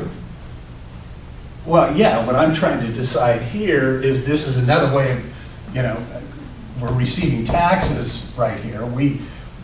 Let's take the economic enhancement ordinance. I mean, we cover a lot of things out of it before we make any moves to move money into economic development. Right. Okay, so there's a whole lot of things that get taken care of before, you know, there's economic development money. Well, originally, And I'm just, you know, again, I'm open to anything. I'm just telling you what my thought process was in doing this. And so when, you know, I hear a lot about, well, you need to tell the port, you know, they have to come in and tell you what they're going to be spending the money on. Kind of, you know, I sometimes have to swallow just a little bit hard when I've got to tell the clinic that, you know, what, you can spend the money on buying new dental equipment, but, you know, if you're not going to do that, then we're not going to give you any funds. I don't know. Again, I don't know. I mean, we give this 170 grand, 180 is actually what it is. We don't ask anything. It just goes right out there right away. Yep. We don't say a thing. We just, boom, here you go. because they were also some that were being impacted by these projects, the SIP. Even they weren't receiving tax money. They weren't going to receive it without the SIP either. If the SIP didn't come in, none of this was going to happen. I mean, not even for the city of Arlington, and they were definitely going to receive an impact. Right. They weren't going to get anything. Neither were the schools. The cities and the schools were going to get nothing. Well, I shouldn't say they were going to get some based on, you know, what. If they go above the state funding level, Right. then they could choose to opt out. Yeah, that's where, you know, the Arlington School District just said, geez, with this sign, that took a lot of money out of our pocket. True. I don't know. Again, to me, I just feel as if there was a whole lot of, you know, questioning as to who gets and who doesn't. And I'm just trying to explain to you how I come across and trying to take this other fee and work on trying to make those people whole. We aren't coming close. I mean, we give the South Gilliam County Health District $150 a year, which is, you know, quite a ways from what the North Gilliam County Health District gets. But I don't know, Mike. I'm open, man. I'm open to virtually, if we want to tie it completely to the economic enhancement ordinance, our economic the strategic plan on economic development, then we can certainly do that, but I just feel there needs to be some discussion about, you know, and then there's the criteria that we have for the special projects that come from the host fees. You know, we had the problem with Young Life. Yeah. I mean, I really thought that the money we were given was strictly going to these local kids here and the projects that they had. And that's what was kind of sold to us. But in hindsight, and then, you know, there's been, So, back to this deal about the other fees and the taxing districts. The South Health District is whole in terms of the project. If it wasn't in a SIP, they wouldn't receive any more or any less money. right, Yeah. that is right. And so, I mean, so that part, as far as, I mean, the port is one, you know, they're in that zone. Yeah, But as far as the south, they don't receive any more money either way. right. So, But that's one of the, that was one of the things that, you know, I guess I was thinking Dennis thought, and I've got to go with my conversations with him and him explaining some of this to me and Judge Shaw, and I thought you too, that was one of the advantages of having the SIP was so that we did get this over here. You know, that it would give us the ability to spread it throughout the county. and it's that term, strategic, right there. Yeah. Yeah, so that's why this fee over here, based on, you know, Paul Wooden, Tom McCoy, Right. you know, and putting, and Will Carey, and putting it together, trying to come up with that number that kind of brought it back to what the overall taxes would have been paid into Zone 4. But then it would allow for the ability to spread it throughout the county. Right. And I thought, you know, that was ultimately why it was so advantageous to do the SIP as opposed to. Right. Oh, yeah. No, I mean. So. I'm on board there. Yeah, getting educated. So then I thought, well, okay, you want to at least spread it out to all the taxing districts. Well, I don't. Again, you look at what, you know, where the needs are versus the wants too. Yeah, yeah, yeah. So. But I guess that brings me, and I know what you're saying, so, you know, based on this, and the port was the only one that I run the numbers on, because it was, you know, fairly simple to do, because it's, you know, countywide. You know, so when we give them $250,000, I don't think we're giving them much more than what they would have gotten. And when it comes to, like, you know, let's just, an example, the South Gilliam County Health District, it's just kind of really trying to make them whole. Yeah. Not whole, but a fair distribution of what's here. Yeah. But, yeah, the definition of what you're saying, to make them whole is, I mean. Yeah, We're you seeing know, I don't, yeah. different, we're seeing a different. Well, it's whole, because this number is so large. you know? You know, right away, I mean, the other thing, I tried to cut it in half so that, you know, we could do this. I mean, that was one thing that we talked about in a couple, you know, work sessions, is to cut that figure in half, put half of it aside for future. And so that's kind of what we've done.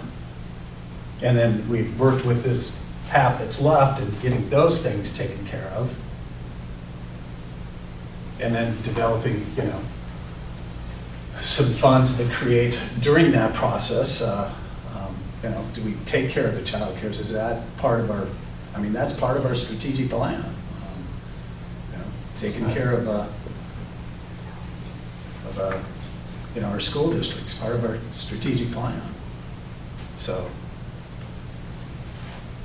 I mean, I'm fine, one way or the other. I just really, you know, do we throw out these list of people, you know, completely? And because I really feel that it's, you know, we got taken care of them.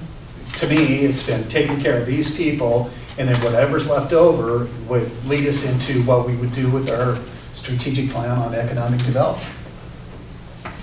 But if I'm wrong, I'm okay with that. I just need to know what we want to do. I mean, I'm not sure how you're defining the economic development, but this is part of economic development. These places where we're spending the money is part of economic development. Well, sure, yeah, Yeah. I guess So, it I mean, is. Yeah, I guess it is. Maybe but- business but- development that you're talking, what's left over goes into, you know, new enterprises or whatever.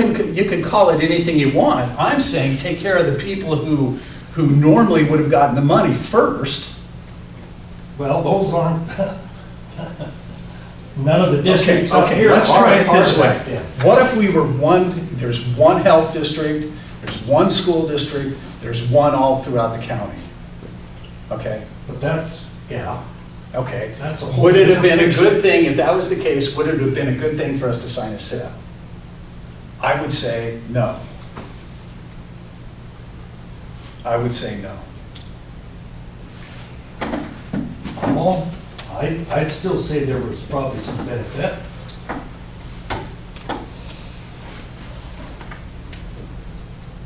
Okay? Because there probably could have been some districts that would have been receiving more money than they really needed. You know, we start putting up, you know, how much does the cemetery district need? You know, Does the North Gilliam County Cemetery District need more money? We're doing pretty good. right now, You know, Yeah, but there you We're go. pretty good. They have a good budget officer, that's. yeah.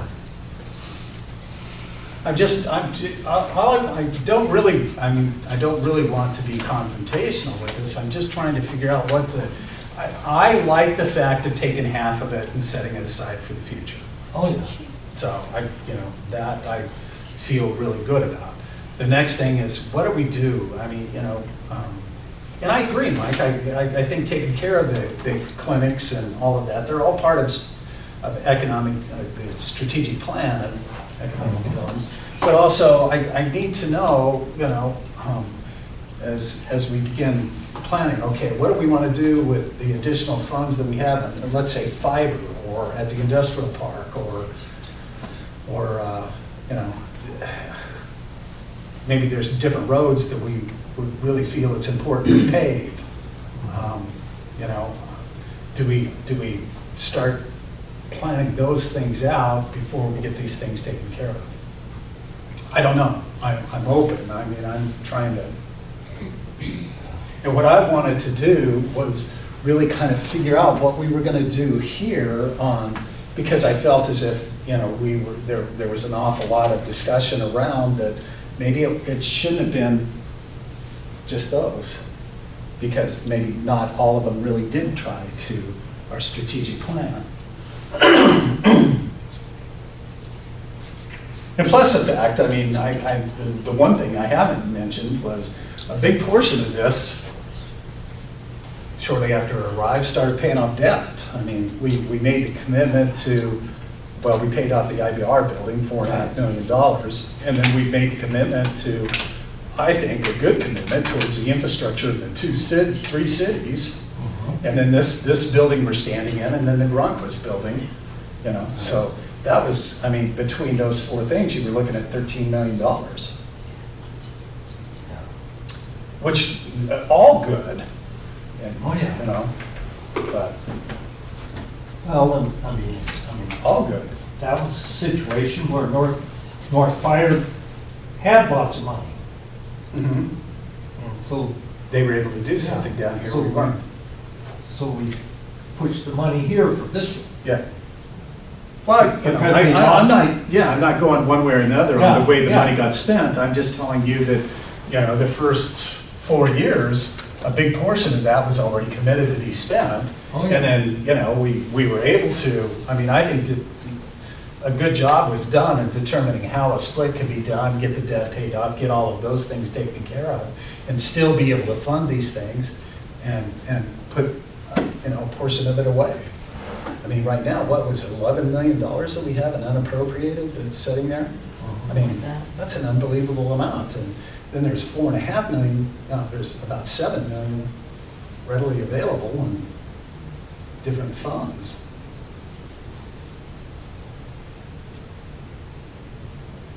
I don't know, I just don't, I mean, you know, whomever, whether it's me or whomever in the future, those decisions, I think, are gonna have to be made before we start talking about, and maybe it's not this particular court, maybe it's the one that starts in January. I don't know, I just feel there's a lot of this that is tied to the strategic plan, but there's a lot of it that's not, too. There's, you know, again, there's this portion that, you know, that again, I just run the numbers on the port. I didn't do anybody else. And I still haven't figured out what we'll do with, you know, $1 million is gonna probably show up sometime in March 2019. I think that'll be about the time that they commence operation. And then there'll be an additional $200,000 each year after that to go into that. I want to call it a user fee or something. $200,000 a year for how many years? 5. Thanks. As I recall, Pat is called it, or I forget.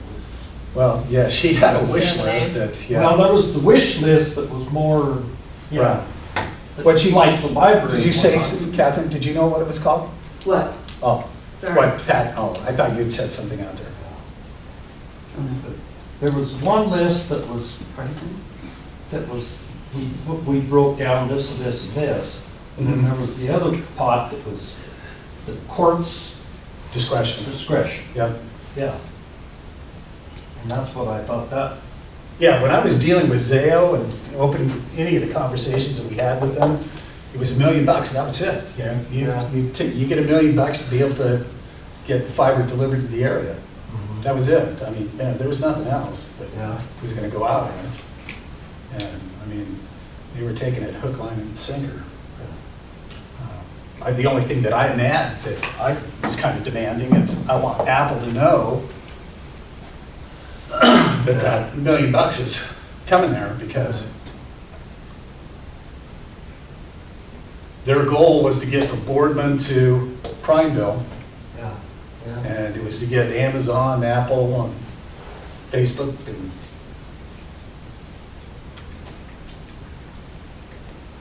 so, I don't know. Again, I don't know. You guys tell me.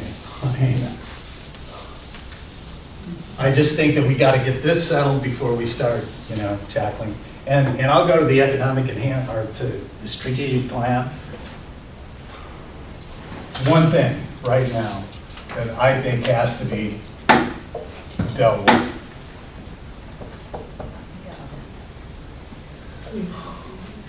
That's it. Yeah. You know, I don't think there's anything else that we need to be worrying about other than getting that done. Waste Management is offering what? I think it's a $2,000 signing bonus for people to go to work there right now, you know. And their issue is, I keep telling them though, buy houses, build a house down there, buy, you know. You should buy the trailer park. They should buy the trailer park. They should do something to. We should buy the trailer park. Who? I said maybe we should buy the trailer park. Well, we looked into that once. Do you remember that? What's that? Looked into buying the trailer park? Oh, yeah. Yeah, we did. We tried. We had the money. Yep, we set it aside. We did everything to do it. And it kept. The price kept going up and up, and then it. They kept saying they didn't want it. How long ago was that? Oh, gosh. Dennis was, yeah, pretty instrumental in it, I would say. Before he died. Yeah. I'm gonna say probably in 2000, early part of 2014. Yeah. Would you think that'd be about right? Yeah. Couldn't get the city to do anything on it. Well, I mean, the city's in a pretty difficult position to be able to do anything, really. I mean, Well, as far as forcing their hand, Oh. clean up the act. Yeah. so, Well, the Marion has been, I mean, have we heard anything from Marion about how his efforts have? no, the PCDC has still got that $25,000 that we give to them, and they haven't gone really any place with it, and, Well, so, in the house, the housing you just wiped off, but it's not just our county. That's what makes this, a little more difficult to deal with, is because Right. we're competing with everybody else on this housing problem. So I did, of course, another issue that we have is building codes, and thank you. I did meet with some people who, of course, they're kind of working with the governor also in CTE programs. The governor's pushing really hard in that, and one of the things that this company is looking to do is train building code people to do building inspections during shop classes. So let's say it's a 9-week course for maybe a 5-week period of time. They would take 20 minutes, and this was what they told me. They would take 20 minutes working on building codes and really kind of hopefully getting kids interested in being inspectors. And then they would spend the last 30 minutes of the class on whatever their projects were that they were working on. So it, kind of sounded like, okay, this might be a good thing. And then also, training, getting CTE classes that were around construction and focusing more on that end of things. The problem with doing this is it's very similar to what the community colleges did quite a few years ago. There was a shortage of registered nurses. So everybody went out and put in classes for registered nurses. And the next thing you knew, they had, 5,000 certified registered nurses for 2,200 jobs. So everybody's a little bit, that's just an example of what, everybody's a little bit reluctant in going too far with this. But, to me, it's really important, I think, that we encourage our schools to begin looking at, this type of CTE training or classes. Building codes, I think. Well, it's more to get them the understanding of, what goes on. We didn't get in depth into the conversation. Because if I was a contractor, I'd be wanting somebody with some experience as the inspector versus somebody coming right. No, they're definitely, I'm just saying it was more trying to develop an interest in the kids going to school.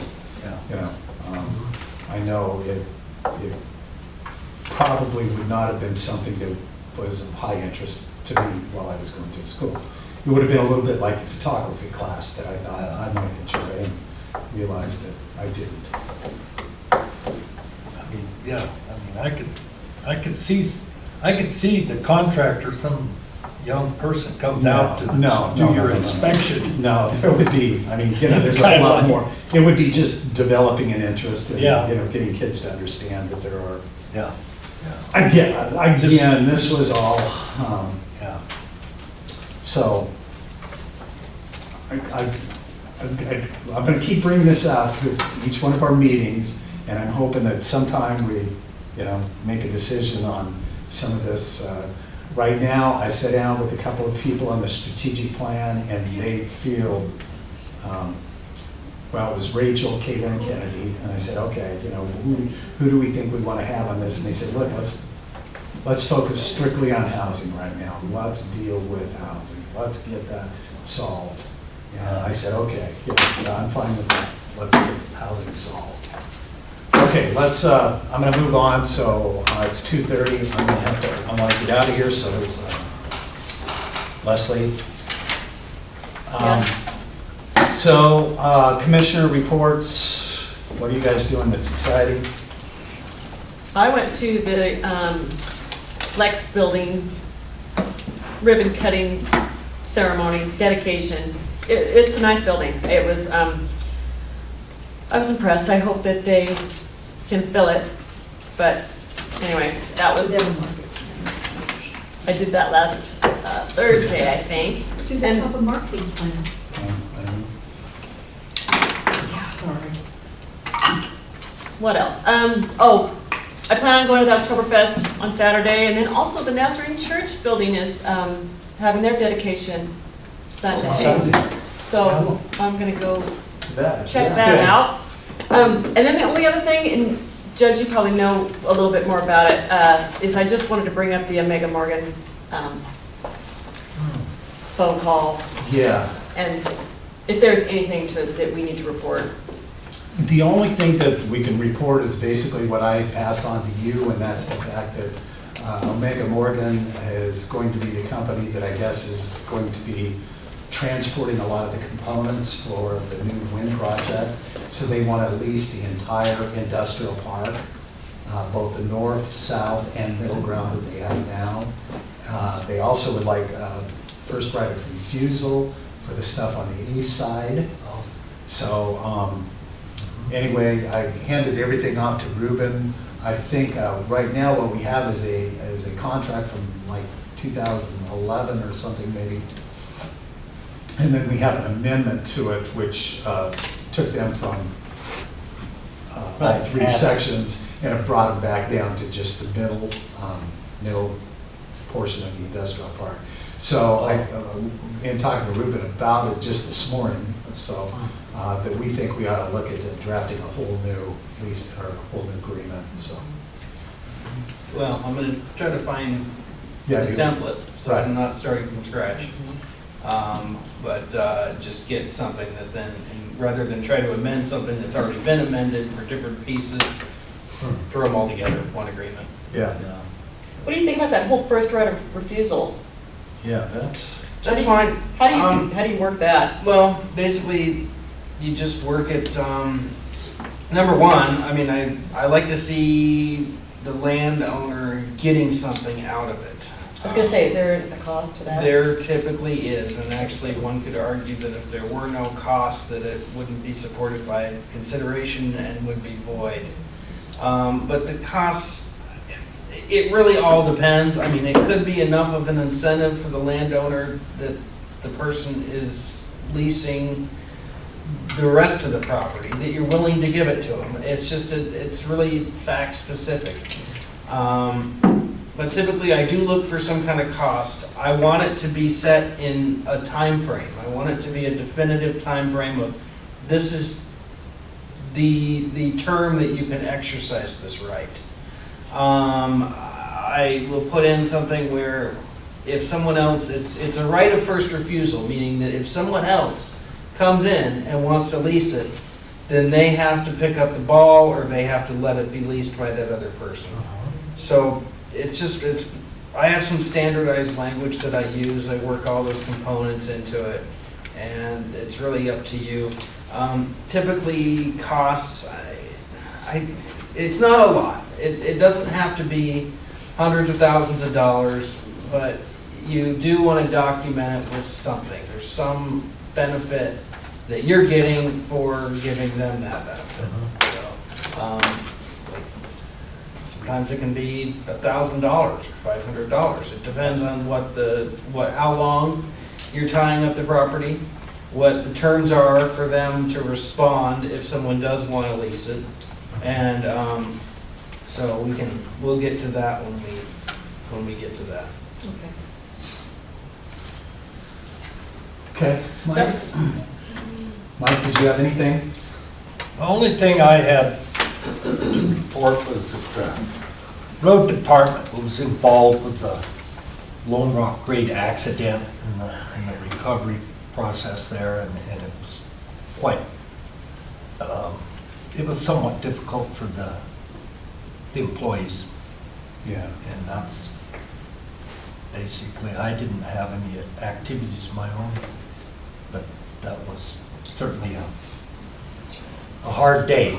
Yeah, yeah. So, this was kind of, you take a copy, you can pass it on down. For me, I had, Association of Oregon Counties. There really were five things that I kind of want to touch on. The Department of Land Conservation and Development, they're working really hard on rulemaking for solar. I think it's really important for us to be kind of engaged with that, simply because we have a solar project that is plotted, that's to go up on Shutter Flat, that will put almost all of Shutter Flat in solar panels. And it's just not a good thing. Also, the Energy Facility Siting Council rulemaking that's involved with solar projects and actually any renewable energy project into the future, that there be more local control on getting these sited as opposed to, it'd be handled at a state level. I believe that there's hundreds of thousands of dollars that are spent going through the FSEC process, that probably would be half of that, of which most of the renewable energy companies say that they'll supply staffing to help counties do it locally as opposed to going on. There's also another rulemaking that's out there that talks about, and this is part of my Korea report too, 8% of it coming from community projects. For instance, we are in pretty good shape here in Gilliam County because we have the waste management project out there, the landfill gas turned to energy could be considered a community project. But there's also other areas that would, for instance, Wheeler County over there wanting to put together a biomass project to burn biomass and create electricity out of it. There's a whole lot of local jobs that can be put together on those small projects. The 8% aspect of things, it tells the investor-owned utilities that, take a hard look at buying that power and at least make sure that people are whole. The last thing that went on at AOC is what they call community choice aggregation. So it gives the community the opportunity to, and I'm going to use Arlington as an example, that the city of Arlington is within the Pacific Power, which is called an investor-owned utility.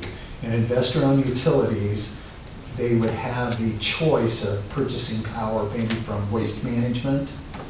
So maybe the municipality could create their own, it's called power co-op, and say that they want their, although all the billing and everything will still continue through Pacific Power, it just would be produced from where the community chooses it to be produced.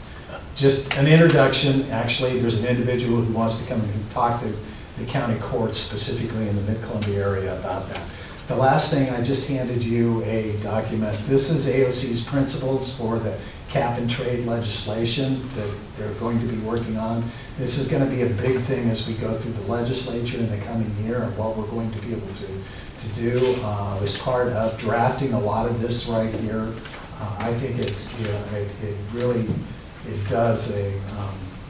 I think it does a good job in making sure that we are in a position that it protects us. One of the concerns that I have in this cap and trade is it could increase the cost of fuel for a lot of our farmers and a lot of, and this, I think, drafts a policy that could protect some of that, so. Well, I mean, it's not just the farmer, I mean, it's transportation. Transportation is a big Our thing. location. Right. It costs us a lot of transportation in and out. In and out. So That's pretty much AOC. I'd like to get into Korea. I talked about the 8%. I talked about the community choice aggregation, but also we're in the process of revising our bylaws. Now, there's one thing that's a tad bit concerning to me. Right now, the bylaws of the executive board consists of, it has to be 4 government and representatives. When it first started out, it was 4 representatives from energy producing counties. They specifically designed around community renewables. The organization is changing to get away from just community renewables and as a whole renewables. I've already talked to you about that. And that being done, they're looking to really change the bylaws and who the executive board will be. So right now, it's the new bylaws that are coming out that have been voted is to open it up to all county or city representatives to be on the executive board, a position there would be 4 of them, and that there would be a required alternate for each one of those positions. So right now, it's Gary Thompson, myself, Don Russell out of Morrill County, Steve Uffelman, who is the mayor of Prineville. Those are the 4 government representatives on the executive board. And the discussion is that would be opened up to anybody and everybody who has a renewable project within their county, any county, city representative, and that there would be a alternate for each and every one of those. So my thought is that, okay, if I'm on that board, I select, let's say, Mike as my alternate. No, that's not the case. It could very well be a county commissioner or a city representative from Union County. So a big change in the bylaws, which will allow that to happen. So I feel that Gilliam County is one of the major funders of it. We give them $93,000 a year. That if I can't be at the meeting, or whomever is this representative from this county, they can't be there, that we're for sure having somebody from this body fill that in. So I think it's important for us to select an alternate for that organization. So we put too much money into it, or for us not to be at the table all the time. Okay, the last one is broadband, well, next to the last one, building codes. Okay, so McCog closed down, the state come in, set up a temporary location. The state is saying, okay, we're pretty much done, this being temporary. It's either becomes full-time or you guys come up with a plan. If it becomes the state all the time, they'll move the office to Pendleton. It will no longer be in the Dalles. Everything will be coming out of the Pendleton office. The moment the city of the Dalles heard that, they expressed interest in wanting to go ahead and do that. I think the city, Wasco County, when they didn't believe that was going to be the case, but now they know for sure it is. Now they're highly interested in handling building codes. I spent a lot of time talking this with a couple of private entities that supply inspection services, and all, if, and I know you guys have heard me talk about this before, but all we would need, and I'm talking, when I say we, I'm talking the 3 counties, is what is known as a building official. This has to be an individual that has knowledge of building and construction, and can take a look at the mechanical ends of things, the structural, knows plumbing, knows whatever. For instance, Jeff Schott, I want to make sure I look at the camera so when he does watch the video. Most areas pay them, like 0.1, 0.2 as an employee, and then they contract out to these private entities to go do the inspections, and then those people report back to him. He kind of puts if there's maybe a concern. he doesn't do a whole lot of work other than says, okay, yeah, you guys did your due diligence on this. So anyway, I'm now, now that Wasco County has come into this, I'm kind of backing away from that. We'll see where their plan is. I can tell you what their plan was. Yeah.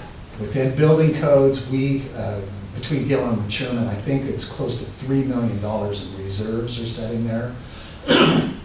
And they wanted to operate building codes, utilize those reserve funds until it comes down to the, and it was strictly gonna be, an electrical permit would be $50, and they had to drive to Condon to do it. There would be a mileage transportation charge in doing it. They would take that charge out of the reserve funds. Once it got to the point where all those funds were gone, then they would begin charging the counties. Yeah. And we said no, that, you know, the fee should be the same whether you drive to the Dalles or you drive to Fossil. And so that's still yet to be negotiated. Building codes is getting a little bit hectic right now. I'm going to move into Frontier Telnet and Frontier Regional 911. And I was also at a Gorge Broadband Consortium meeting. Catherine was actually there also. You know, lots of talk around some of the USDA funds that might be available in connecting rural areas. John Huffman and Greg Wolf with the Association of Oregon Counties have been working to put together an office of the rural, we talked about it before. Basically what it would be is an office to help us with grant writing. You know, there may be entities like Frontier Telnet that could use professional services, and this entity could supply some of that. There's still discussion on what is the FCC has. There was an email that was sent out to us by NACO that said vote no on the small cell 5G small cell rulings, I guess. Well, it's basically there's the counties and the cities want to tax those little components that are up there, rightfully so, but also I think that should be handled in each and every location. I don't think this should be a blanket thing. So anyway, there's lots of discussion going on around that right now. FirstNet with AT&T give kind of a FirstNet who's tied with AT&T give kind of a presentation at this deal. You know, again, for them, it's going to be trying to get it out into the rural areas in as many locations as possible. I did talk to the person who gave the presentation a little bit afterwards and said, you know, these 5G things, you know, what all are they going to need? And she didn't know. So I was wondering whether, you know, they were going to be looking at small counties or and whether we could come up with a backbone infrastructure that would increase cell service. That leads me into Frontier Regional 911. Motorola has come out with a software package that will allow for the updating of the digital switch to allow for cellular phone use, virtually anything that people use in communications, a computer, whatever, to begin handling public safety communications. So it's all internet protocol stuff. It's all just like, you know, internet signals. That's what the digital switch does. Consequently, it will expand what can be used for communications, iPads, so on and so forth. The service update will probably happen with Frontier Telnet on their digital switch. They're at service update agreement 16. We're actually a year behind. We should be on 17 now. They claim all this stuff will be coming on our service update agreement and service update agreement 18, which will probably hit us in sometime the latter part of 2019. Frontier Regional 911, Wasco County is in serious conversation wanting to begin using us. It will double the call load at the 911 center. They're just not in a position to be able to handle that. So some alternatives are going to have to be discussed and negotiated and see what that will be. There were just discussions about a secondary location. More to come on it. Last thing, I'll skip this on Frontier Telnet, is an E-rate issue that we have.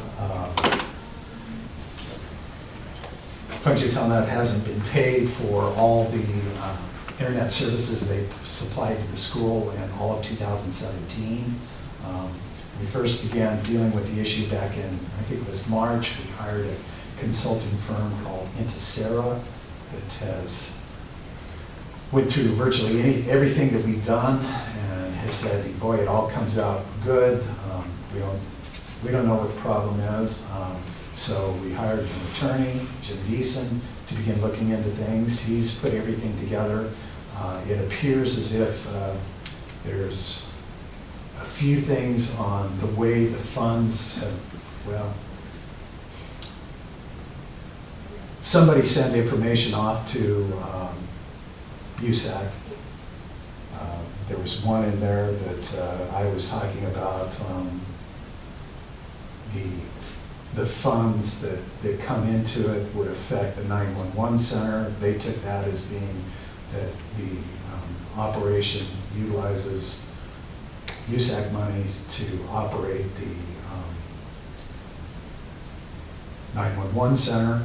None of those funds are used there. They're all used in the infrastructure, which goes back to, it's all internet protocol, of which it's all the same type of equipment. It's really getting them to understand that Frontier Regional 911 is separate from Frontier Telnet. That's been part of it. The other portion is, whether the charges were legitimate. Anyway, Jim Deason is going through a lot of that right now. We're trying to get all the information off to USAC, get it straightened out so they have a better understanding of what is going on with the funds. Frontier Telnet is, it will run out of funds probably if we don't get these funds from USAC, it'll probably run out sometime in February or March. So, anyway, that's pretty much, I think I've covered everything. Again, Senator Wyden is going to be at Arlington, October 22nd at 1:40. Good. Yeah. Anything from the audience? So, you'll be there first thing tomorrow morning, Catherine? Tomorrow, there is the Oregon Broadband Connections. Is that Oregon Connections. Yeah, it's put in by Business Oregon. A lot of people. We've had. Yeah. People Big from- conference, broadband, go here. Yeah, it's not too far away. Yes, most of it last year. It's a really good conference. Yeah, it is. Really. This will be my third. Anyway, I'm on a panel this time, so I sit up there and talk. All right, nothing else. We are adjourned. Oh, one more thing. God, thank you. Don't turn that off. Too late, No, we got to talk about November. We're scheduled for the first meeting. We don't have any issues this year with AOC running into our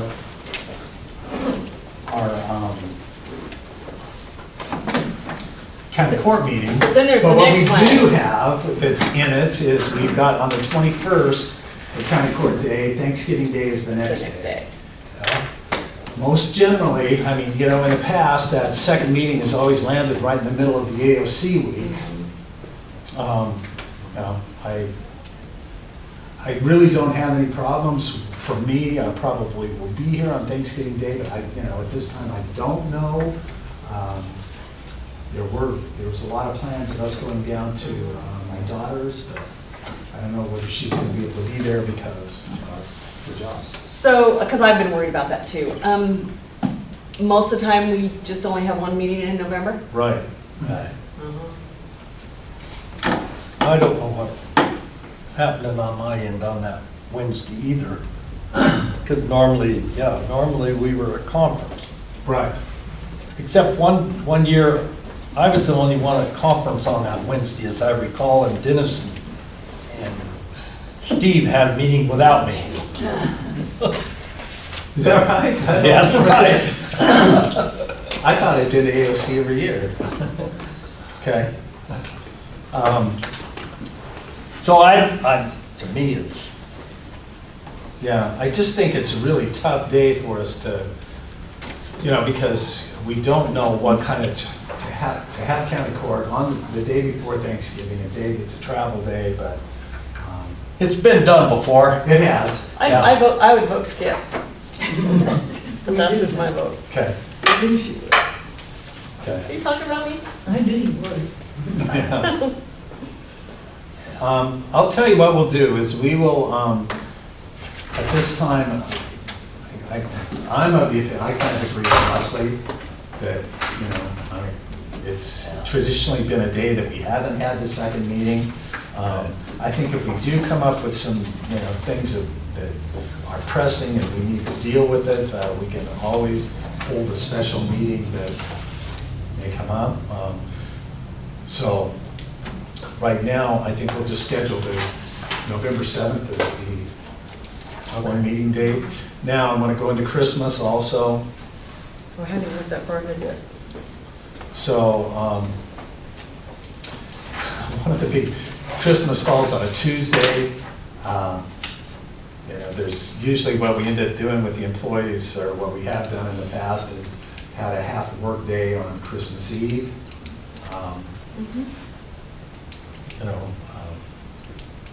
I think there was some discussion by, somebody had sent us an email, I guess that was Mary Beth with the circuit court. They need to know whether, we're planning on being open the whole day, or it's just a half day, or what we're gonna be doing on that day. So I need to get a word out to her as soon as possible.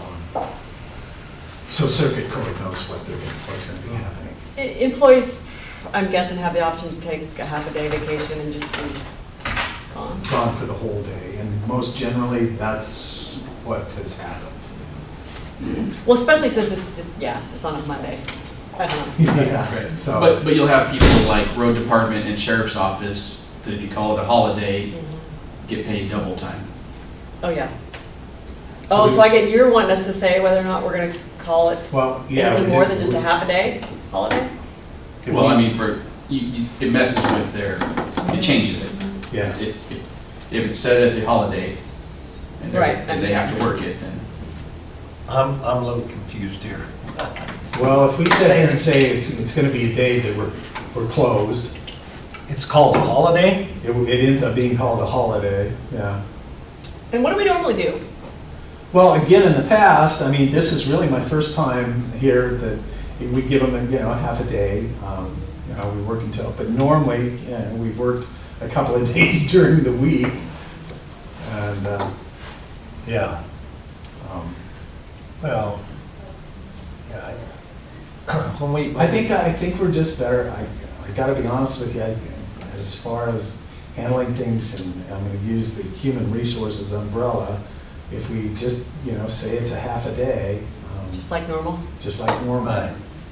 Otherwise, we're really helping. Slippery slope. The contract gets, the labor contract gets involved. Yeah, So we basically given them a leverage. Yeah, in fact, I just wanted to make sure that I got the discussion out, because if you guys heard it from somebody else, it's always kind of not a good thing, so.